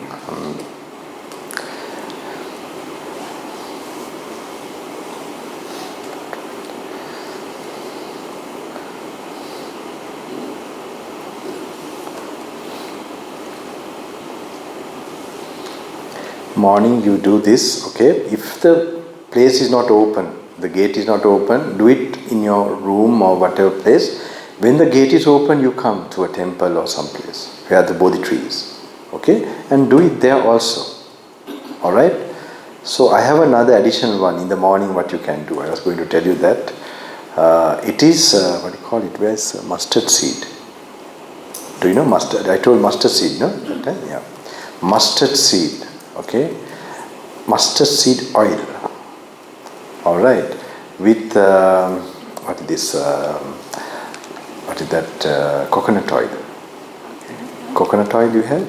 Yes. little bit add coconut oil to the mustard seed oil. Alright? And so this is a good recipe. Alright. This side not much, and there are some who are taking notes. Very few. So this make a lamp, okay? And then like let's see, that time 3:20 to 4:35, make it 5. Here it takes time, so make it 5:30. All right, it's good. 5:30 you light that lamp. All right, you light that lamp, and to the Buddha and to the Bodhi tree. Think about it, and then you can do that mentally, thinking of the Bodhi tree in Anuradhapura in Sri Lanka, the original tree. All right, talk to that tree, and this lamp you light, because this it also has a thing that attracts the other planes, higher planes. Okay, this is kind of this I have also done it in a certain way at a certain time. So you can do that, and then think how the Buddha's, the mystical force, and which though he is no more physically, that you would have left, and then also the Buddha is the only one who can really know the cause of the real reason for our sufferings, the karma, that he can resolve our karma. So think of all those things, his power, his ability, and place it to him. Just place that, you are the master. So whatever is really blocking me, which is creating this confusion, the hidden karma behind it, that, that I placed you are the one who removes suffering of living beings. That's why you became the Buddha. Like that you talk to the Bodhi tree, mentally imagining that. Okay, then when it's daytime, you can go to one of the temples. Do it 3 times continuously. Alright? Without a break. And then try to do much as possible. Make it a part of you until this problem gets resolved. Okay? You get an idea? Don't worry. Okay. Maybe the masters who had they will help you all. Don't worry. You meet me. Yes, it's not a joke. They have given me certain things too. So, but think of the great master. He also had some marks in his body. One of the the chakra, the disc. This particular master, and the Buddha has the conch shell and the disc specially, and then he has 108 marks, the sole of his feet. This is due to his karma. That's why any problem he faces also, it's only 7 days. It won't be more than 7 days. No one can take the life of the Buddha. Like that, there are so many, things that come with his rebirth. This is final master to give liberation as well as. So in the all-night programs, I recall all the. It's a very nice, I create, like I call it, a spiritual mega rock concert. Yeah. It is like this. Even the programs, I want it like that, so that there's some things I can give people. This is different. This is a very this is like it's a surgery, major surgery. That's you have the karma to come is great. In your consciousness, your ignorance, put in the Buddha's reflections, contemplation. So this is the final kind of thing you can do for removing the karma. All this will not do if you're done karmas that will never, like Angulimala. If he do all those type of, I'm telling you, Bodhi and all these things, he will have never cleared his karma. How? He did like retreat. He didn't do retreat, but he met the Buddha. So he gave the instruction, and he got one of those suttas what you are now listening. And then he had enlightenment because he already had the potential. Okay? So now you are also exposed. So for some deep hidden, this thing is there. Definitely this is the only, I know only thing. Not listen to my bana or anybody, I come to my knowledge. It's here. Okay, not just reading also, if you are contemplator, then that's a big deal, big thing. It's exactly as, you're using the main port and you're trying to get the wisdom eye, which is going to create the highest non-clinging, okay? Because all this problem came by some kind of clinging and attachment. That's how you created the karma. So the direct and permanent solution for it is non-clinging, okay? So now even the other things, so in the Bodhi tree, okay, do that and think of all the masters who are still existing and transfer, think of the good deeds you have done and just think that you offer it to them. Alright? And I would suggest you to read one book, Edgar Cayce, Many Mansions. Okay? Edgar Cayce, Many Mansions.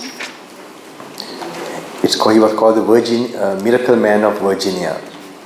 It's not to you, if you have a problem and you don't believe in karma, then only, I'm just telling, not to all of you, okay? But if you like, you can find that book. But don't stop reading the suttas by going to reading these books. You have come to the final day and then, you not take the antibiotic, you take the Panadol.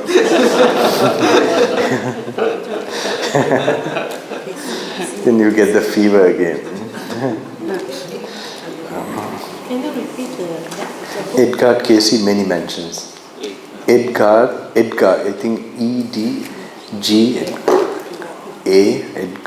Edgar Cayce, capital K, capital C. Edgar, E-D or E-D, Edgar, G-A-R, like that. Edgar Cayce, Many Mansions. Many Mansions. There's one book with case studies. It's nice, interesting to create. There are two Samma Dittis, you know that? Right view. Two. One is worldly right view and there is that is the supermundane right view. So this is very important to know the law, karmic law.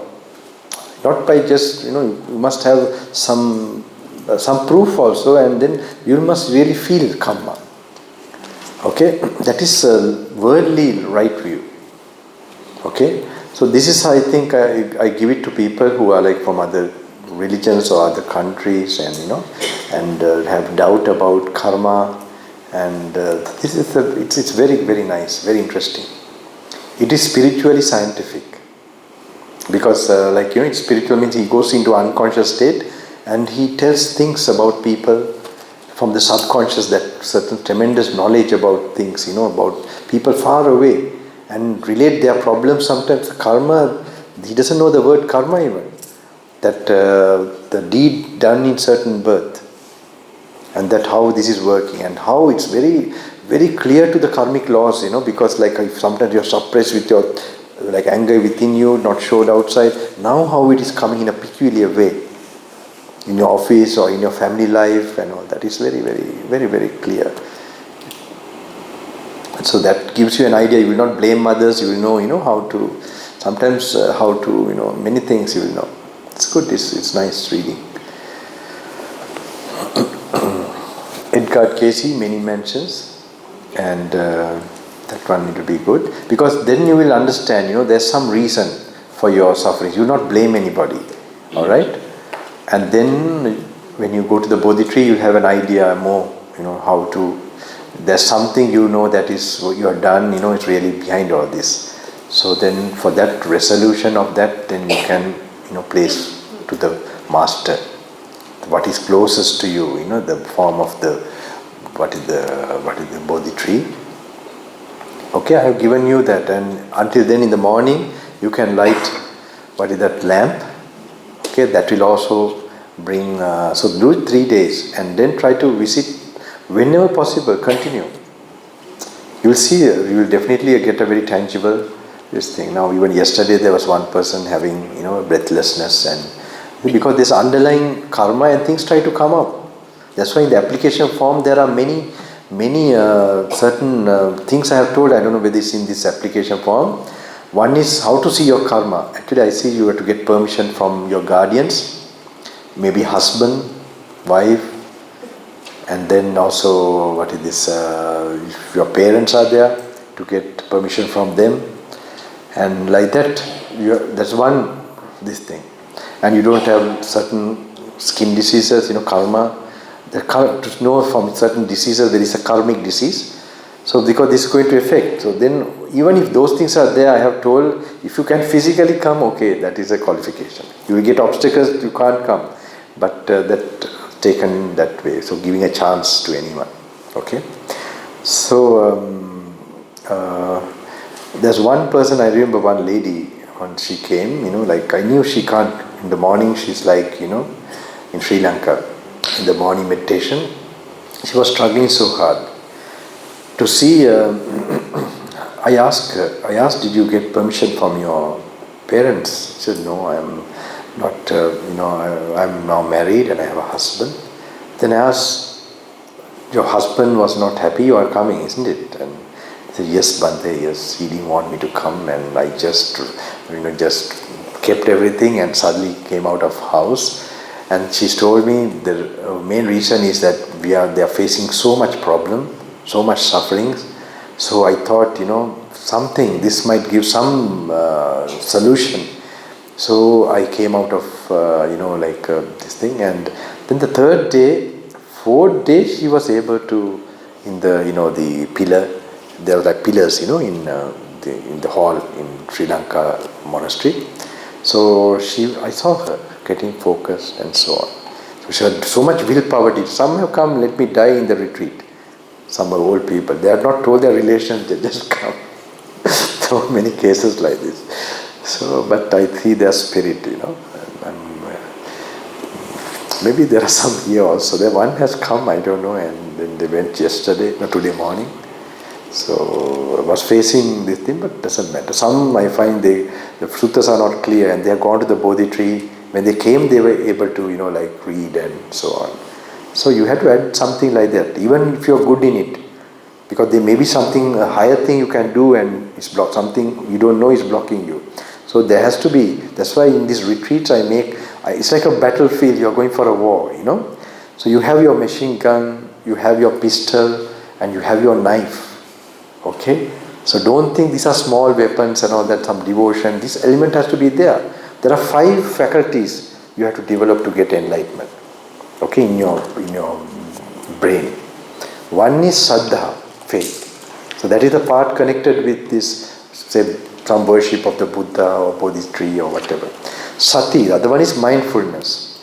In your bodily postures and keeping attention to the present moment. Other one is Virya also. Sati, Samadhi. Okay? Otherwise, Samadhi. That is certainly Samadhi through Metta or Anapanasati. Okay? Sitting meditation. And Saddha, Sati, Samadhi, Panya. Panya is the most important out of these 5. It is reading these suttas, contemplating. Okay? And Virya. Virya is energy, effort. So to see the danger, if you become an animal or any spirit, or how difficult to get this chance of practicing. Like that, you must see the whole picture. Not when Corona is there, or some other calamity like that. That's very, very, not very deep or broad way of, very narrow. So you have to really see, then you're constantly urged to practice. Okay? So that thing you must know is the danger of, if I lose this life, this good health and the opportunity to practice, I might, never get this. Or I might be tossed to some plane, we don't know. So these are 5 indriyas. So I think it's very important. I see some, even they are adding it now, even Goenka, some chanting is added to the 10 days, because knowing the people get issues, alright. So, but I don't know other retreats, but here, this one definitely I try to mix some devotion that's necessary for your practice. I see in my own, because if you're really going deeper practice, you get deeper problems coming. So you have to be prepared for that. And then there was some other occasion I never forget, as a long time practicing, I was getting certain defilements as well as certain challenges at a certain period. So I had no senior monk also to ask. They're all dead, gone, teachers. I was on my own, and there was one monk I feel he had some power in the past, but he was involved in politics, and then I thought, no, now he doesn't have that. So he was in Buddha Gaya, and in our conversation, I felt that he has still this particular faculty. So I thought better I put my personal, question to him. And I told him, Bante, I am having this particular thing that comes up again and again. Though I have been practicing, this happened in like 2012, 13 like this, okay? 12 or maybe. So this particular, so he said, when you are striving, Mara will definitely attack you. That means defilements will come and externally things will come. So normally what happens, a normal person, when you get a disappointment or some kind of a setback, you you get so disheartened, you go fully into the lap of Mara. You stop the striving. You get frightened for the practice. Okay? So there are few people who are like, who even attain the final later on, all face this problem. Like the Arahants or even the Buddha, when they were striving, they also got it, but they continue practicing. So he said, if water is like water, if water is not flowing, if it is one place, it will get stagnated. It will be foul. Okay? But if the water is flowing, in 10 minutes, even some dirt is put, 10 meters, it will be clean again in the river and all that. So he said, like the river. So he also encouraged me. He said, you also like the river, so don't worry. You have a problem, but you're striving. So it's a nice, important thing to know. I think also you get upset and really you put off because a lot of ego. Okay, you are so like thinking I have to be like this in my practice. I am this, like that. That is the greatest impurity. Too much self-concern and thinking you have to be in a particular way. That can really even a small mistake, because of your so self-interest, self-concern, self-centered, you will make it a big this thing and make your thought your own enemy. So you must learn to flow. You must know this natural. If problem is not coming, you must be worried, because that means you're not practicing enough. That means something wrong, there's nothing coming, no army coming to attack you. Then maybe you're in their camp.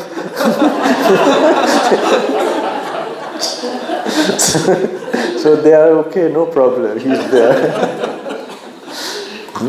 It's not a joke, it's really true. If you're really making effort, then something comes up, I can't tell you, I'm little now frightened also to talk about. They tell you I have some bad experience, even talking about the enemy line. Better to do it silently. Silently, but do it. Make sure you do it. You give your life and do it. Okay, this is very important. Some things I mentioned in America, suddenly, I'm not having the confidence to tell about that also, because even telling, I felt, like I had in the jungle, I had a certain vision, and it was related with certain emotions I was going through, and I could see the play of, I don't know, when I'm talking about this, I'm like, I'm not very comfortable. So if you know some secrets of how, then you'll be attacked very fast. So better you do it silently. Don't mention anything, or just do your thing, but never stop that. You think to continue. Whatever obstacle comes, in some way, more the obstacles, more the determination you get. No, I will wait and make sure it's done 1,000 times more. But I will wait and do it. Go forward, never back. You may go back as a tactic, but with the idea of, okay, anything you want to clarify?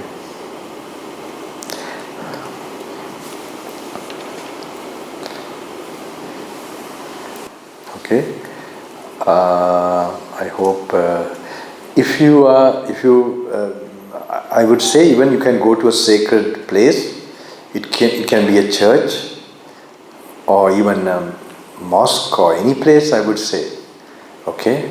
If you're of another religion or where you find some faith, remember, don't worry about whether it is, where you think that even some people say that certain mountain, some area, okay, who have a big problem I'm talking about, okay?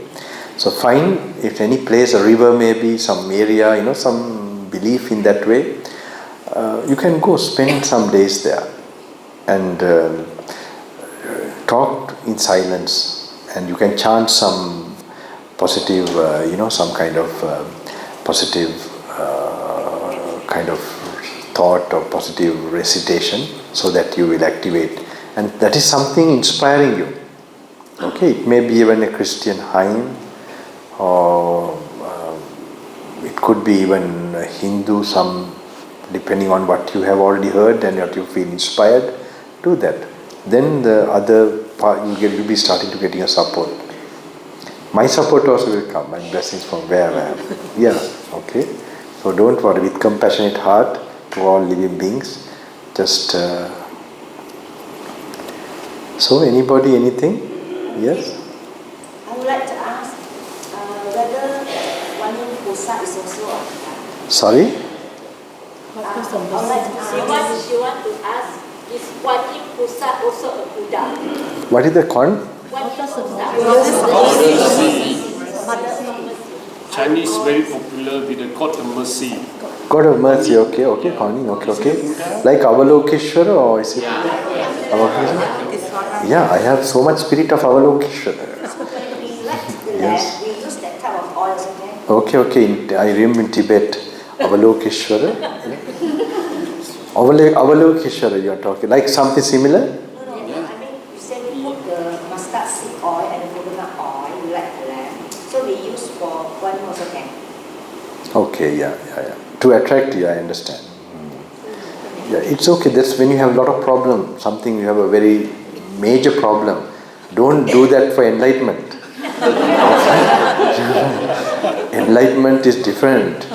But sometimes you are so pain, you need to have, anesthesia and some medicine to relieve that. You can't think of anything in life. Then you can, yes. Recently, I think 2 weeks ago, my daughter went to Kazakhstan. So after coming back on Sunday, for 5 consecutive days, she was not well. Vomit, diarrhea. Yes, understand. And then every night she had a bad dream. Yes, I understand. Eyes.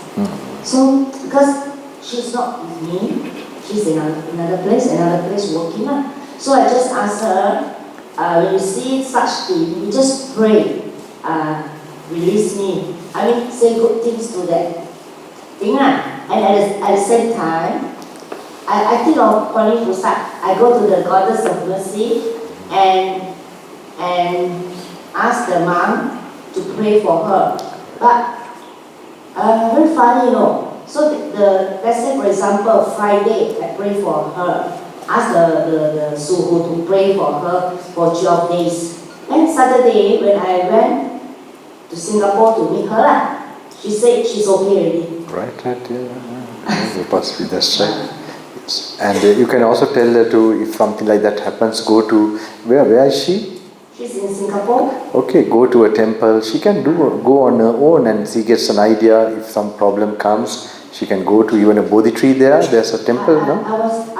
Because at that time I was not with her. I told her, if that thing comes to you again, you don't be afraid lah. Just say sorry. Don't hurt me. Release me. Then they will stay more longer. They are very kind people here. I will not. I say you must not. No, you must not try to do anything on your own. You'll be helpless sometimes. Better to go to some place where there's a sacred zone. Just go there and then maybe do that. Okay? But really, when I asked the Guanyin Friday, to pray, the mom to pray. Yes. I picked 12 days. Then Saturday when I go to Singapore, Yes. she told me she's okay already. Yeah, it's because okay. for 5 consecutive days, Yes. So you take it as another, like going to the doctor. This is a spiritual doctor, spiritual medicine. Medicines cannot work. Sorry? She went to see the doctor. No. I am talking about like this. Take this kind of treatment as a spiritual medicine for the material level of your being. Okay? So take it. She said every night she dreamed of that frightening, something frightening. Yes. Continuously. Yes. Also, if she tried to chant Metta Sutta, Ratana Sutta after 9, just after 9, but doesn't matter what your ancestors, what you also used to, that's like a line coming, energy. She didn't tell me. Then after 3 or 4 days, she told her father. That was told me. Okay. Then only I go and see the Guan Yin. Yeah. It's okay, you can do. So you have to believe sometimes, huh? Yes, you have to believe. Yes. I believe. Because my house I pray Guan Yin. I find that it's very very sian. Yeah, it's true. You know, sometimes when I knock my head, swollen, I really trust my Guan Yin. I take the sausage, I write it on my head. Okay.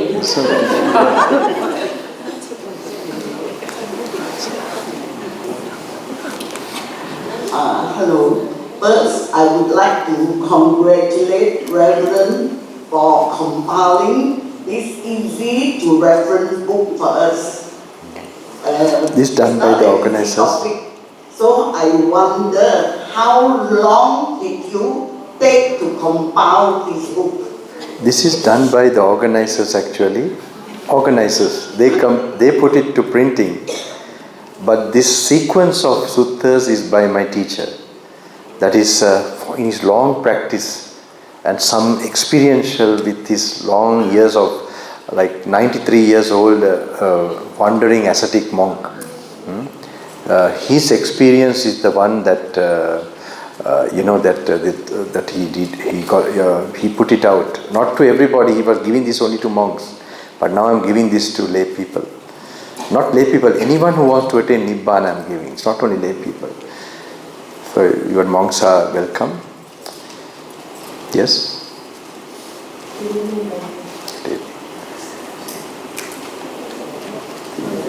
My question is, I have a daughter, her name is Charlotte. I think we wrote about her to you earlier. She's 24. It's 2 daughters or 1 daughter? I have one. Okay. This I have 2, but this is the one which has these issues. Okay. She went to study in UK, and then COVID time she came back and she really lost all her, ambition, her wishes, everything gone. The only thing she wanted to do was shower all the time, and wash her hands. Understand, yeah.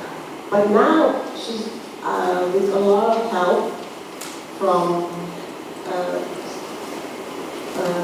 Reiki and all kind of treatments, therapy and all that. She's doing very well.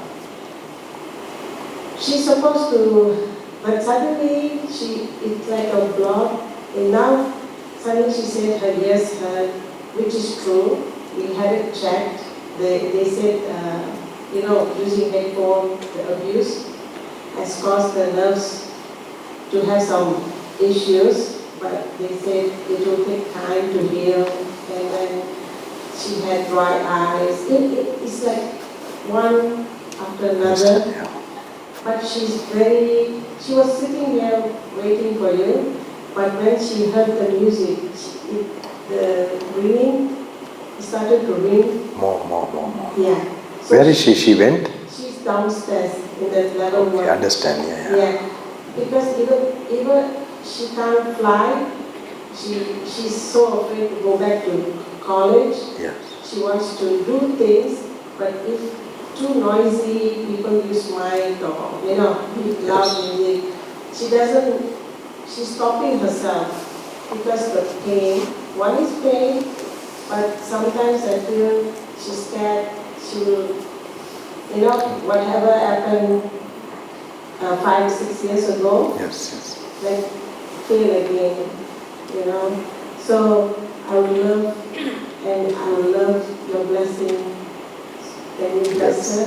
When the music was there, when I was coming also, you getting blessings, don't worry, okay? That music is done for some other different things, like that's the time, that's why I told you to be here and to come. And now when I'm going also, I'll be, after a little while, I'll be leaving. And definitely even whether this time or other time any suffering, you come to get some help, my thoughts will... She wanted to talk to you. She said, people mainly call me. I just told her, Bante is here, would you like to? She said, yes, I would like to talk to him. So she was waiting, and if maybe mother always say the same thing, and they, you know, I know you are blessing everybody, and thank you so much. If I don't know, tomorrow even I'm here still.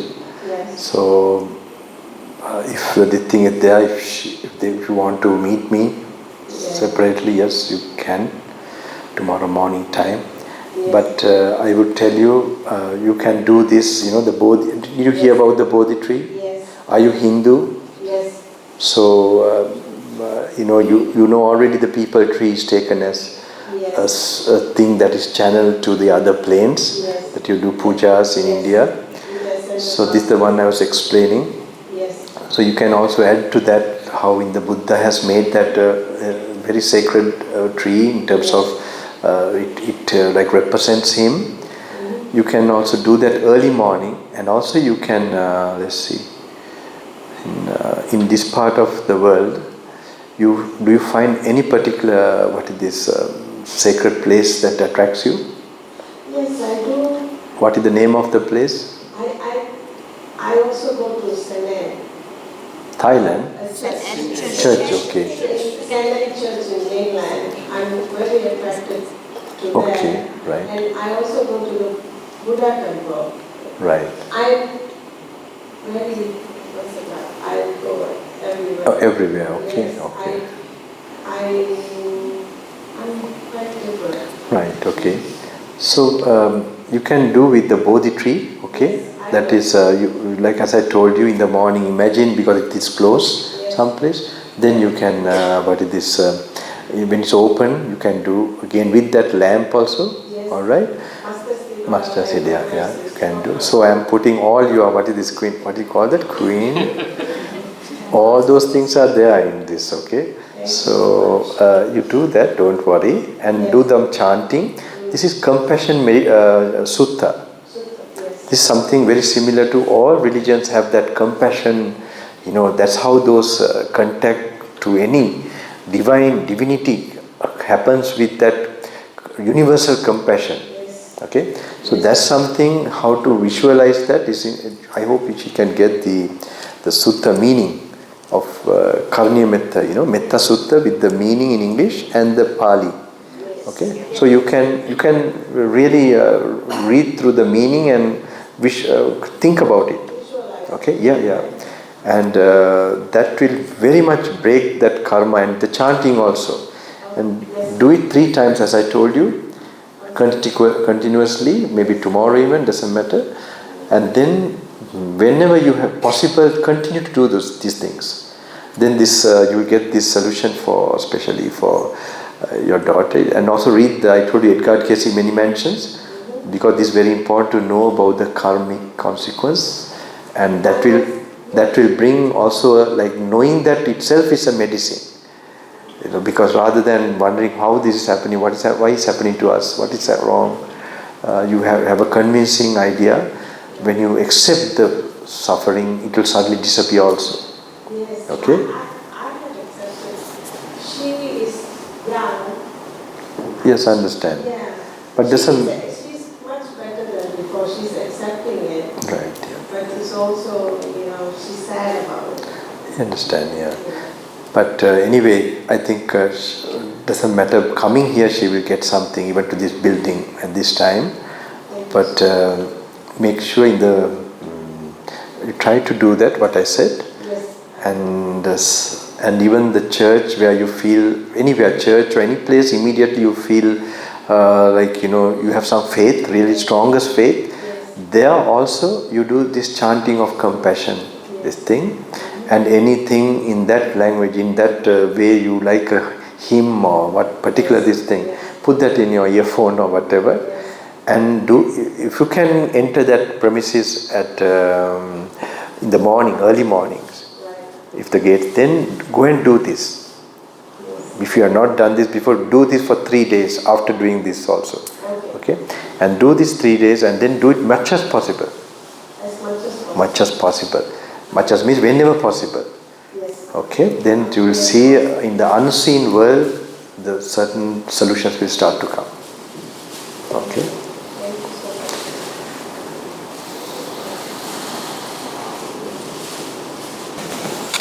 My mother is very elderly, but she has been sick for many years.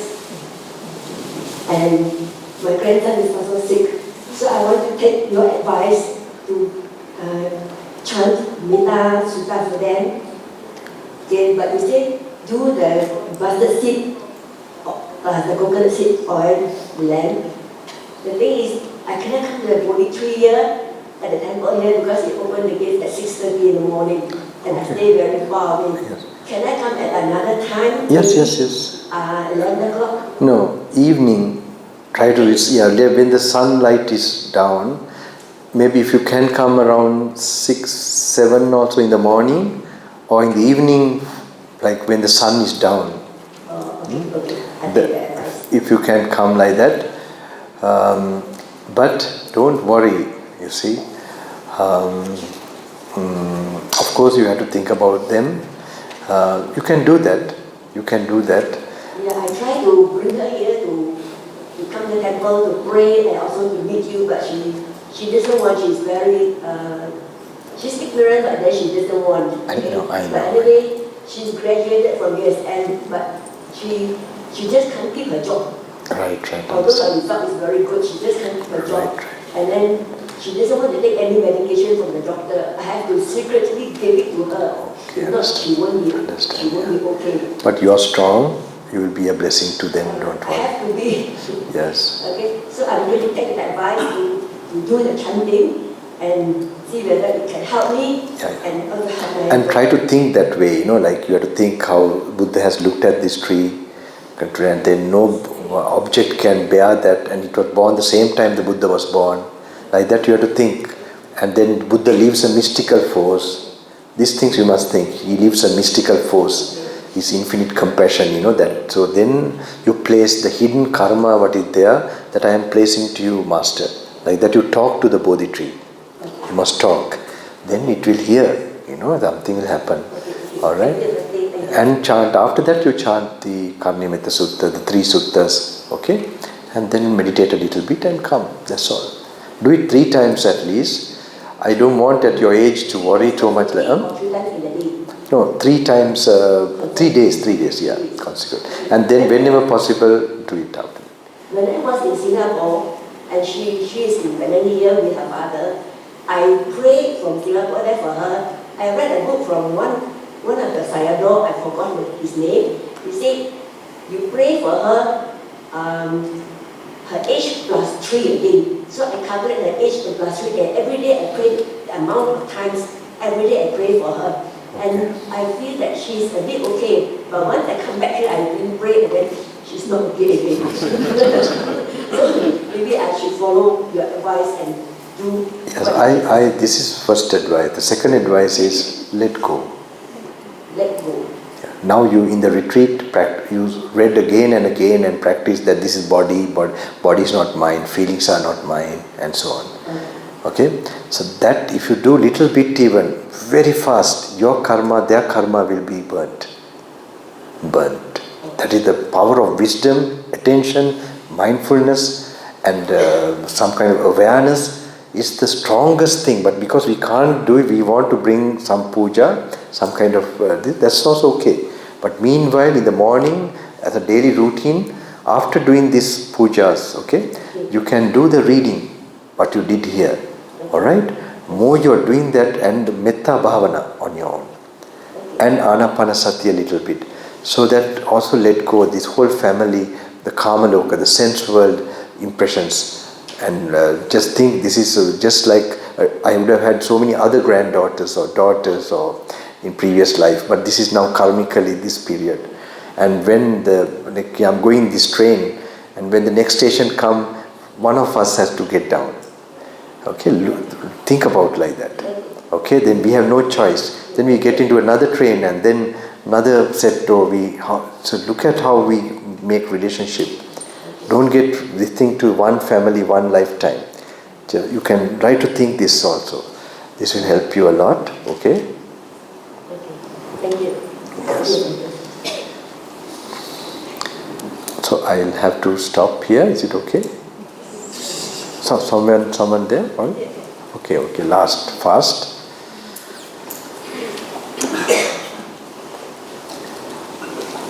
Okay, this experience through me, I'm very curious about it.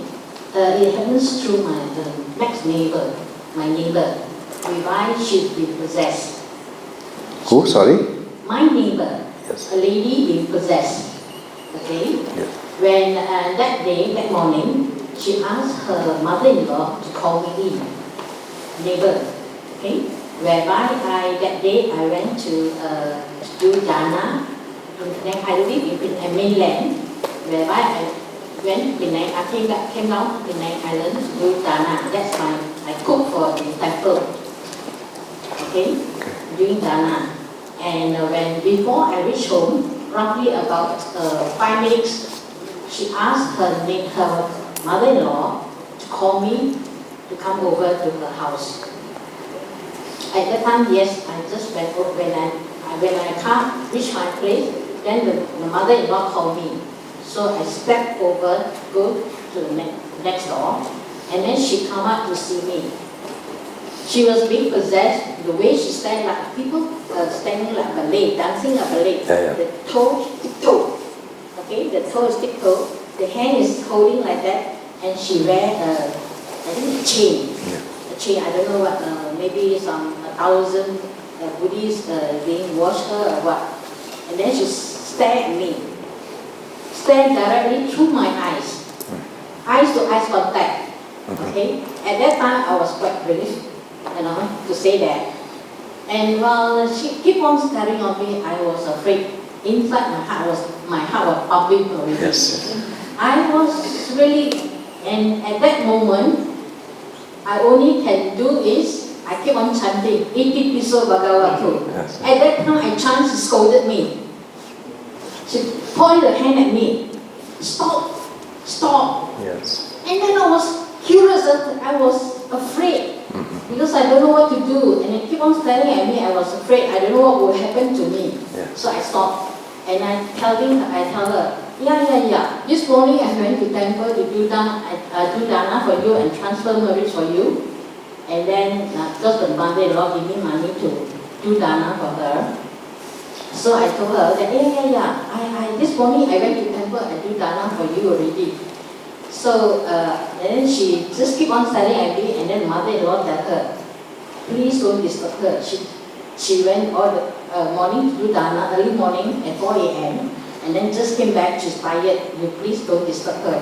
And then immediately, she just, being possessed, and then suddenly she just being, how should I say, softened down herself. Yeah, normal, and she like, came down, yeah. then back to her normal self. Yes. So I just want to ask Bante, in that case, in future, I don't know, maybe I met this like this, something like that, being possessed, what should I do? Run away.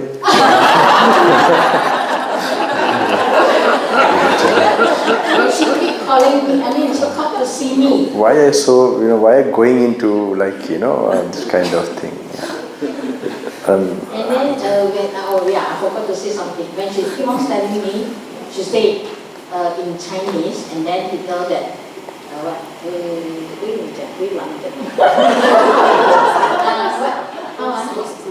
ghost not ghost, human not human. Talk in Hokkien dialect. So I don't know what's the meaning. I just don't care doesn't matter to me. That doesn't matter to me. It's just that I just, in my heart, I was curious. If, I don't know.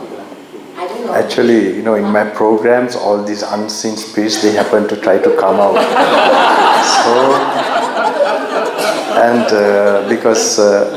I am very frightened. So I send them to the Bodhi tree. They seem to love me, I don't know why. Yeah, luckily here only one case, others are maybe now hiding and waiting. It's the big programs, like one day, they had to, I'm getting a call from to the assistant that, she's not going away. It's like, and I'm also this thing, because it's like some energies, certain divine beings, like when they come, then they get activated. So I see their karma also, that they have the karma and they have the underlying unseen spirit world that is working.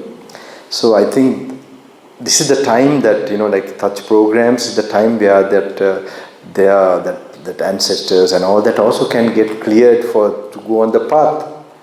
So this is because related with the Buddha and the power of the Buddha in the devotional way and in the samadhi way. So but then I got to know, to see this has been underlying. Whoever now they are getting, sometimes they will think, oh, the spirit came because they came there. No. What is in you only, it comes out. There's no spirit from outside coming into you. So it has been there all the time with you. And now in your case also, that you are getting that spirit means there's someone in you that can go and but we all have our ancestors actually, what we call spirits, but we have to get their support, and they come also based on our karma. Okay, in the outside relatives we have, and we have the inside relative. I told you, I don't know, in Kale, no, I told about that. Now when you are like, you think your grandfather, your grandmother is no more, say you think you are very independent and you're like this, but to see, if one of your old relations see you, they will see, oh, you look a little bit like my grandfather, grandmother. Actually they are in you.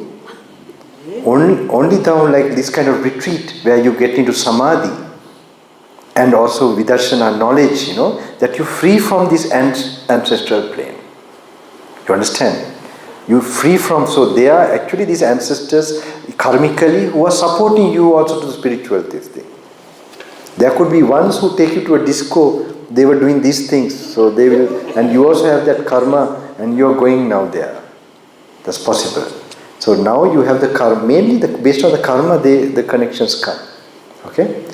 So now when you come like this only, that will, create, now when you come to samadhi, for the 5 sense organs, that blissfulness, then you're free from that influence. Otherwise, mostly you are influenced by that only, and you have not your own actual independent way of doing things. So it's very important, even if you do this kind of, like Bodhi tree and get that connection to support you, that you must make sure daily you do the meditation, that you're detached from your current family members too, for that moment when you're meditating. And then the other aspects also you will be with metta and anapanasati. And then reading the Buddha's teachings, we are more analyzing of, like that's no persons and so on. So that way you are really, you are a relation, you are a force for all of them to go into higher plane. There are people who are only doing with like, shamanism, what shamanism, no? Shamanism, and also you have like here, what is it that Kuan? Now I saw, when I went for the walk, I saw like in the, the junctions, you have a small, and you give food and all that, right? Some food and all that. It is what is the... Yeah, I know. I understand all that. I fully understand. Can I take care of the one and the other? Yeah. So it is what is it? The Kuan? The other? That is different. It's a Kuan Yin. Kuan Yin is the goddess of the Sorry? Avalokiteshvara. Avalokiteshvara, okay. The Mahayana, this thing. Okay, right, yeah. Because that you have that karmic, this thing with the Mahayana also. So you have to use it, don't worry.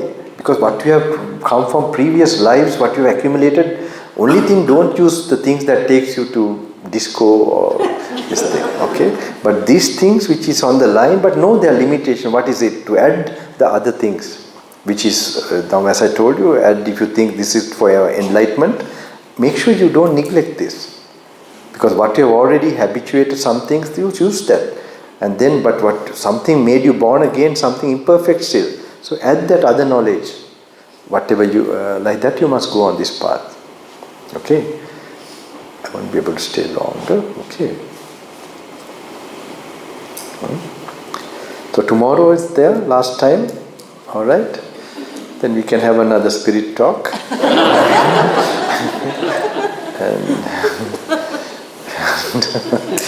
Okay.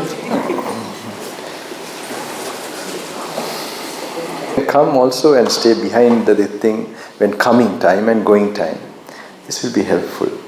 If they want to get that, in Australia they have got to know this, so they do come in the morning. Also they come the early morning. The meditators are meditating, but they stay there. And some of them are put videos who are now in ICU and all that, and so I'm sure they will, they get some anchor and some cosmic energy flow to these people. So, but you are doing the highest one, okay? You got that good karma to spend the time and all that. Continue that, okay? Non-clinging is the highest. By clinging only you created karma. And then karma is the one that is orchestrating this whole, other planes that you are supposed to be interacting. So go to the root cause of this. You are doing that, okay? And then you are elevated. As a human being, you can do that. Okay, if you get into a spiritual, if you are worshipping something, only that you will be born there. You understand? Because your interactions will be so much in that. What you interact so much, that will manifest more. You get it? So you learn how to manifest with a wise way. Okay, where you learn to interact slowly, more and more for self-realization and sense control and mindfulness, discipline. Bring that. So you really have to balance it. Even any other thing, even donation, like even dana, sila, bhavana, and precepts, all that, they are all good. They have to a certain level, they help. They are there. You should do those things. But make sure non-attaching, going to nibbana must be done. If you make only those things like nibbana, then it's a problem. You understand? Some people think, okay, I do these pujas, I do the katina, I do maybe some ancestral, some of this thing, and like you have now completed because you see your friends and surroundings, they are doing these things, and then you have done all the good things they have told what is good. Okay, even my grandma was like that, and then you make that as nibbana, but you don't know. Still, you are getting angry, you are greedy, or you are reacting, you are attached to this and that, and death you can't face fearlessly. Then you should know, no, I have something else to attain still. A state where, so that's what you have been now trained here, where when death comes, you are fully detached, you are free, and you will not go into those lower worlds. That's very important. This is the main purpose of this Buddha's main thing, gift to the world is not to cure your sickness, not to cure your family problem. Okay, they will all get cured automatically when you renounce. And so this is very important, I hope. Otherwise, I know other things. I have practiced all that also. Don't worry, okay? I know it's in and out of it. But then I come to give you this also, okay? And so I hope you have some common sense and wisdom. Then you know what to make sure your life is in your hands. You got these gifts. Do it daily, make daily routine in your normal practice, okay, of sense control, disciplining, reducing craving, okay. So you are on the major high road mainly, and then by roads you can go for a small purpose of resting, and like that. Don't make the by road the highway. Okay, please. I hope that will work for you all. Okay. Good luck to you all. I'm very glad for you all. Okay. It's a very special occasion for me also. This is like a dream that has been fulfilled, and especially the organizers. I'm very grateful to them. I don't know, they're all so organized that, all together like a network. So I see it's like a human plane, and then it's not one area here and the states somewhere. Australia, of course, they're all connected here, and then Europe, another. So it's like another, slowly, it's like another network. I know that there's also a certain network where the Dhamma has to be going to the people, and that means there are those souls who can take it. Those beings are there. So they will definitely be connected. No need any other ways of connecting. So all this good karma transfer to your parents all these days. Okay. Tomorrow will be in the morning. Okay. Try to continue the practice, because you may get anything in this time. And especially from today morning onwards it's happening. So do the meditation, don't talk, be more serious.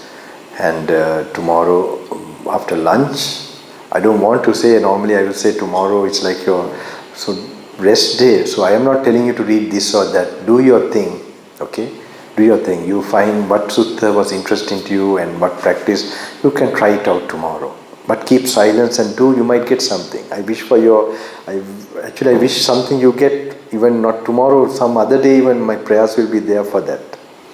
Okay? So achieve that. You will then, one day you will be, I'm picturing, you have a body, you will be facing that phenomena of death or sickness, and there you will have that strength, from these practices. As I told you, if you remember the retreat, this will be the best thing you can remember. But not the retreat, what you did in the retreat. So do it daily so that it will become a habit and part of you. It's solid practice. Solid is nothing, you will be, if you achieve this, other things you have which you don't, it's like, where's your path? What is your uncertain in this samsara? So I wish you good luck in that, and all these good merits that were accumulated. You think of your parents, relations. Mali, come. What is Narusiya? Wait, not yet. Okay.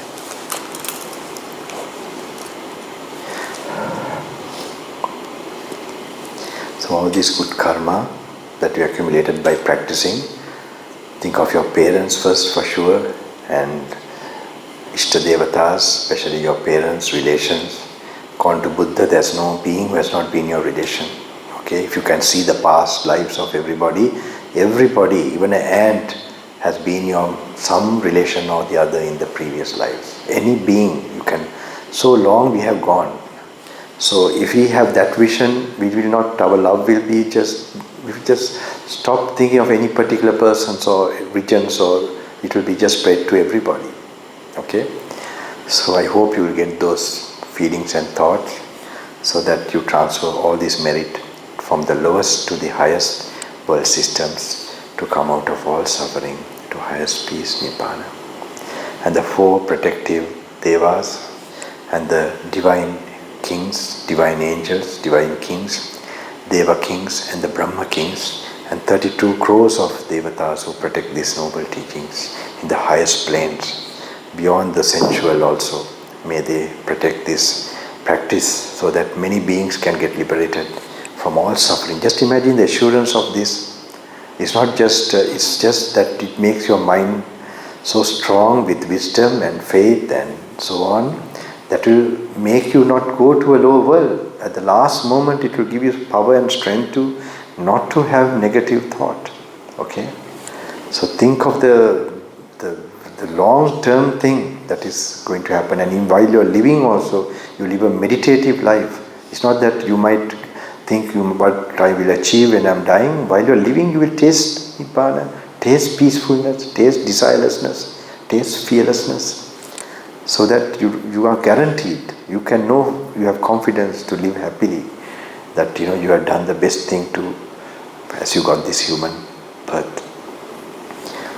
So transfer all these merits to all of them. And I wish you all success in the future, that you will get more opportunity to continue this path. And all who have come also with whatever disturbances, I hope they will quickly get solace from those mighty beings, their compassion, especially the Buddha, though he is not alive physically, as his mystical force, remove everybody's obstacles facing and give them this anchor, so that in future whatever obstacles come, they know how to deal with it.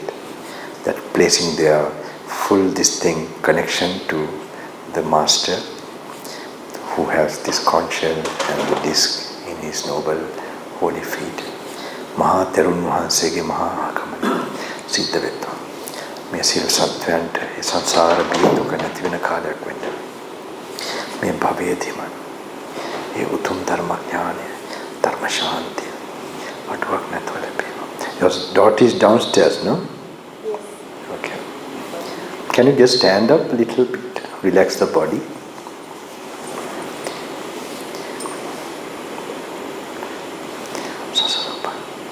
Sansara Perapin Matvenda. Sakla Vishweta. Sambuddhan Vahansage Unnaroma Dhatuvat Eutum Dham Sethila Vahansage Sasnitula. I'm a Satya Gutama Hari Marke Kaman Kandavi. Yes, Mandi?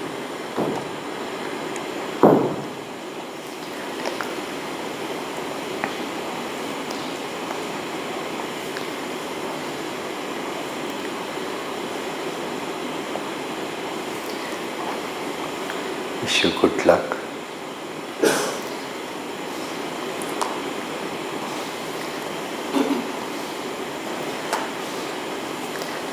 Mahapurusha Lakshana. Vahansage Mahakaruna Guni. That's Disavatavi. Coming Gamata Jati.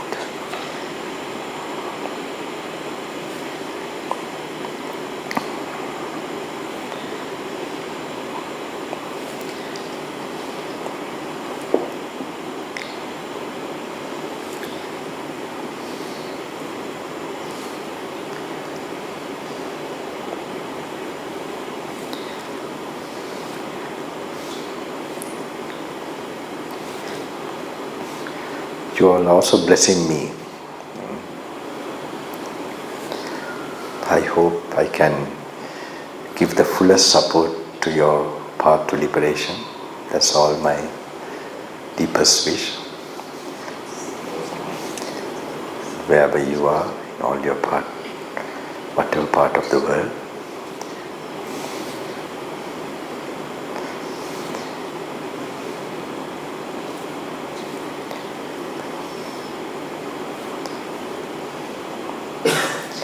Gurudevan Mahansage Supatetva Supatetva Dukhimidetva Divansvara.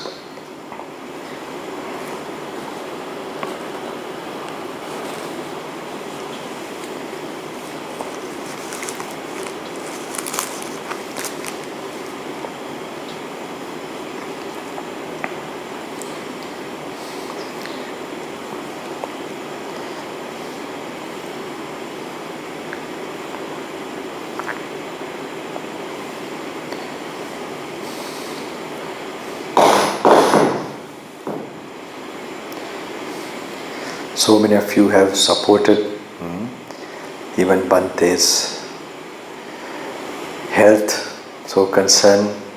So I got actually a thorough, may that good karma help you too. Protection in samsara, may that happen to all of you. And I felt like at home, I think I got some kind of rejuvenation for my future service, whatever is left to do. And definitely from wherever, don't think the blessings will only come while here. Wherever Bhante is going, whatever part in the Himalayas or Sri Lanka or whatever place, this is a thing that is not in the body, or gross body, so you will be, and do this bodhi training in case some disturbance, use these things, everything will be okay, don't worry.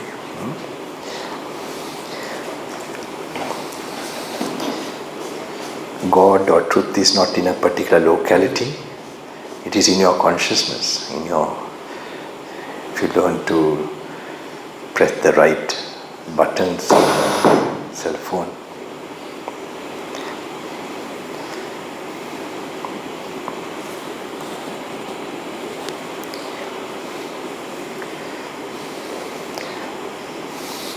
වහන්සේගේ අනන්ත ගුණ බලය මෙලොව සත්‍යයන්ට වහන්සේ බුදු පුත්‍රයෙක් හැටියට the son of the Buddha සමාධි වහන්සේ මනලොව යන වෙලාවක් වෙන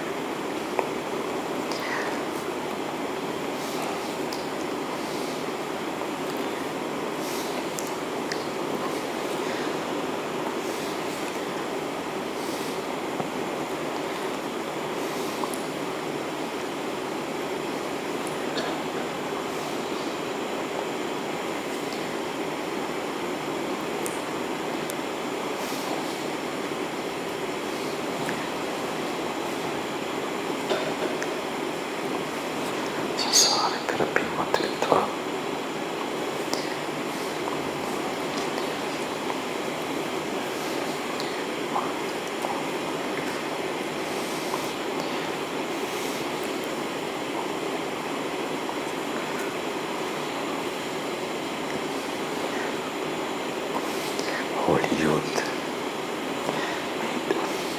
teach us and heal us. Holy youth.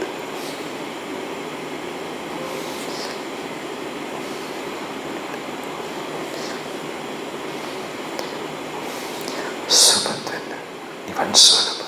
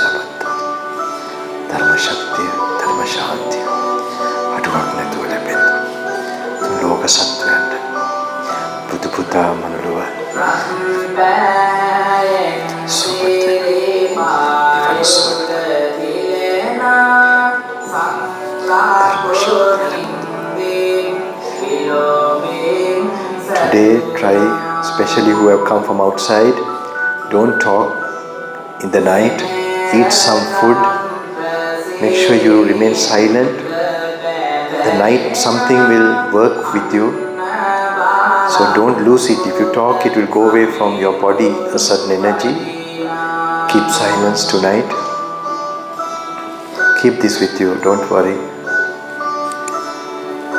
The universe, the force of the universe, and the final truth of the greatest of all in this planet, that blessings, that protection will come to all of you, out of all worry and fear, to highest heaven.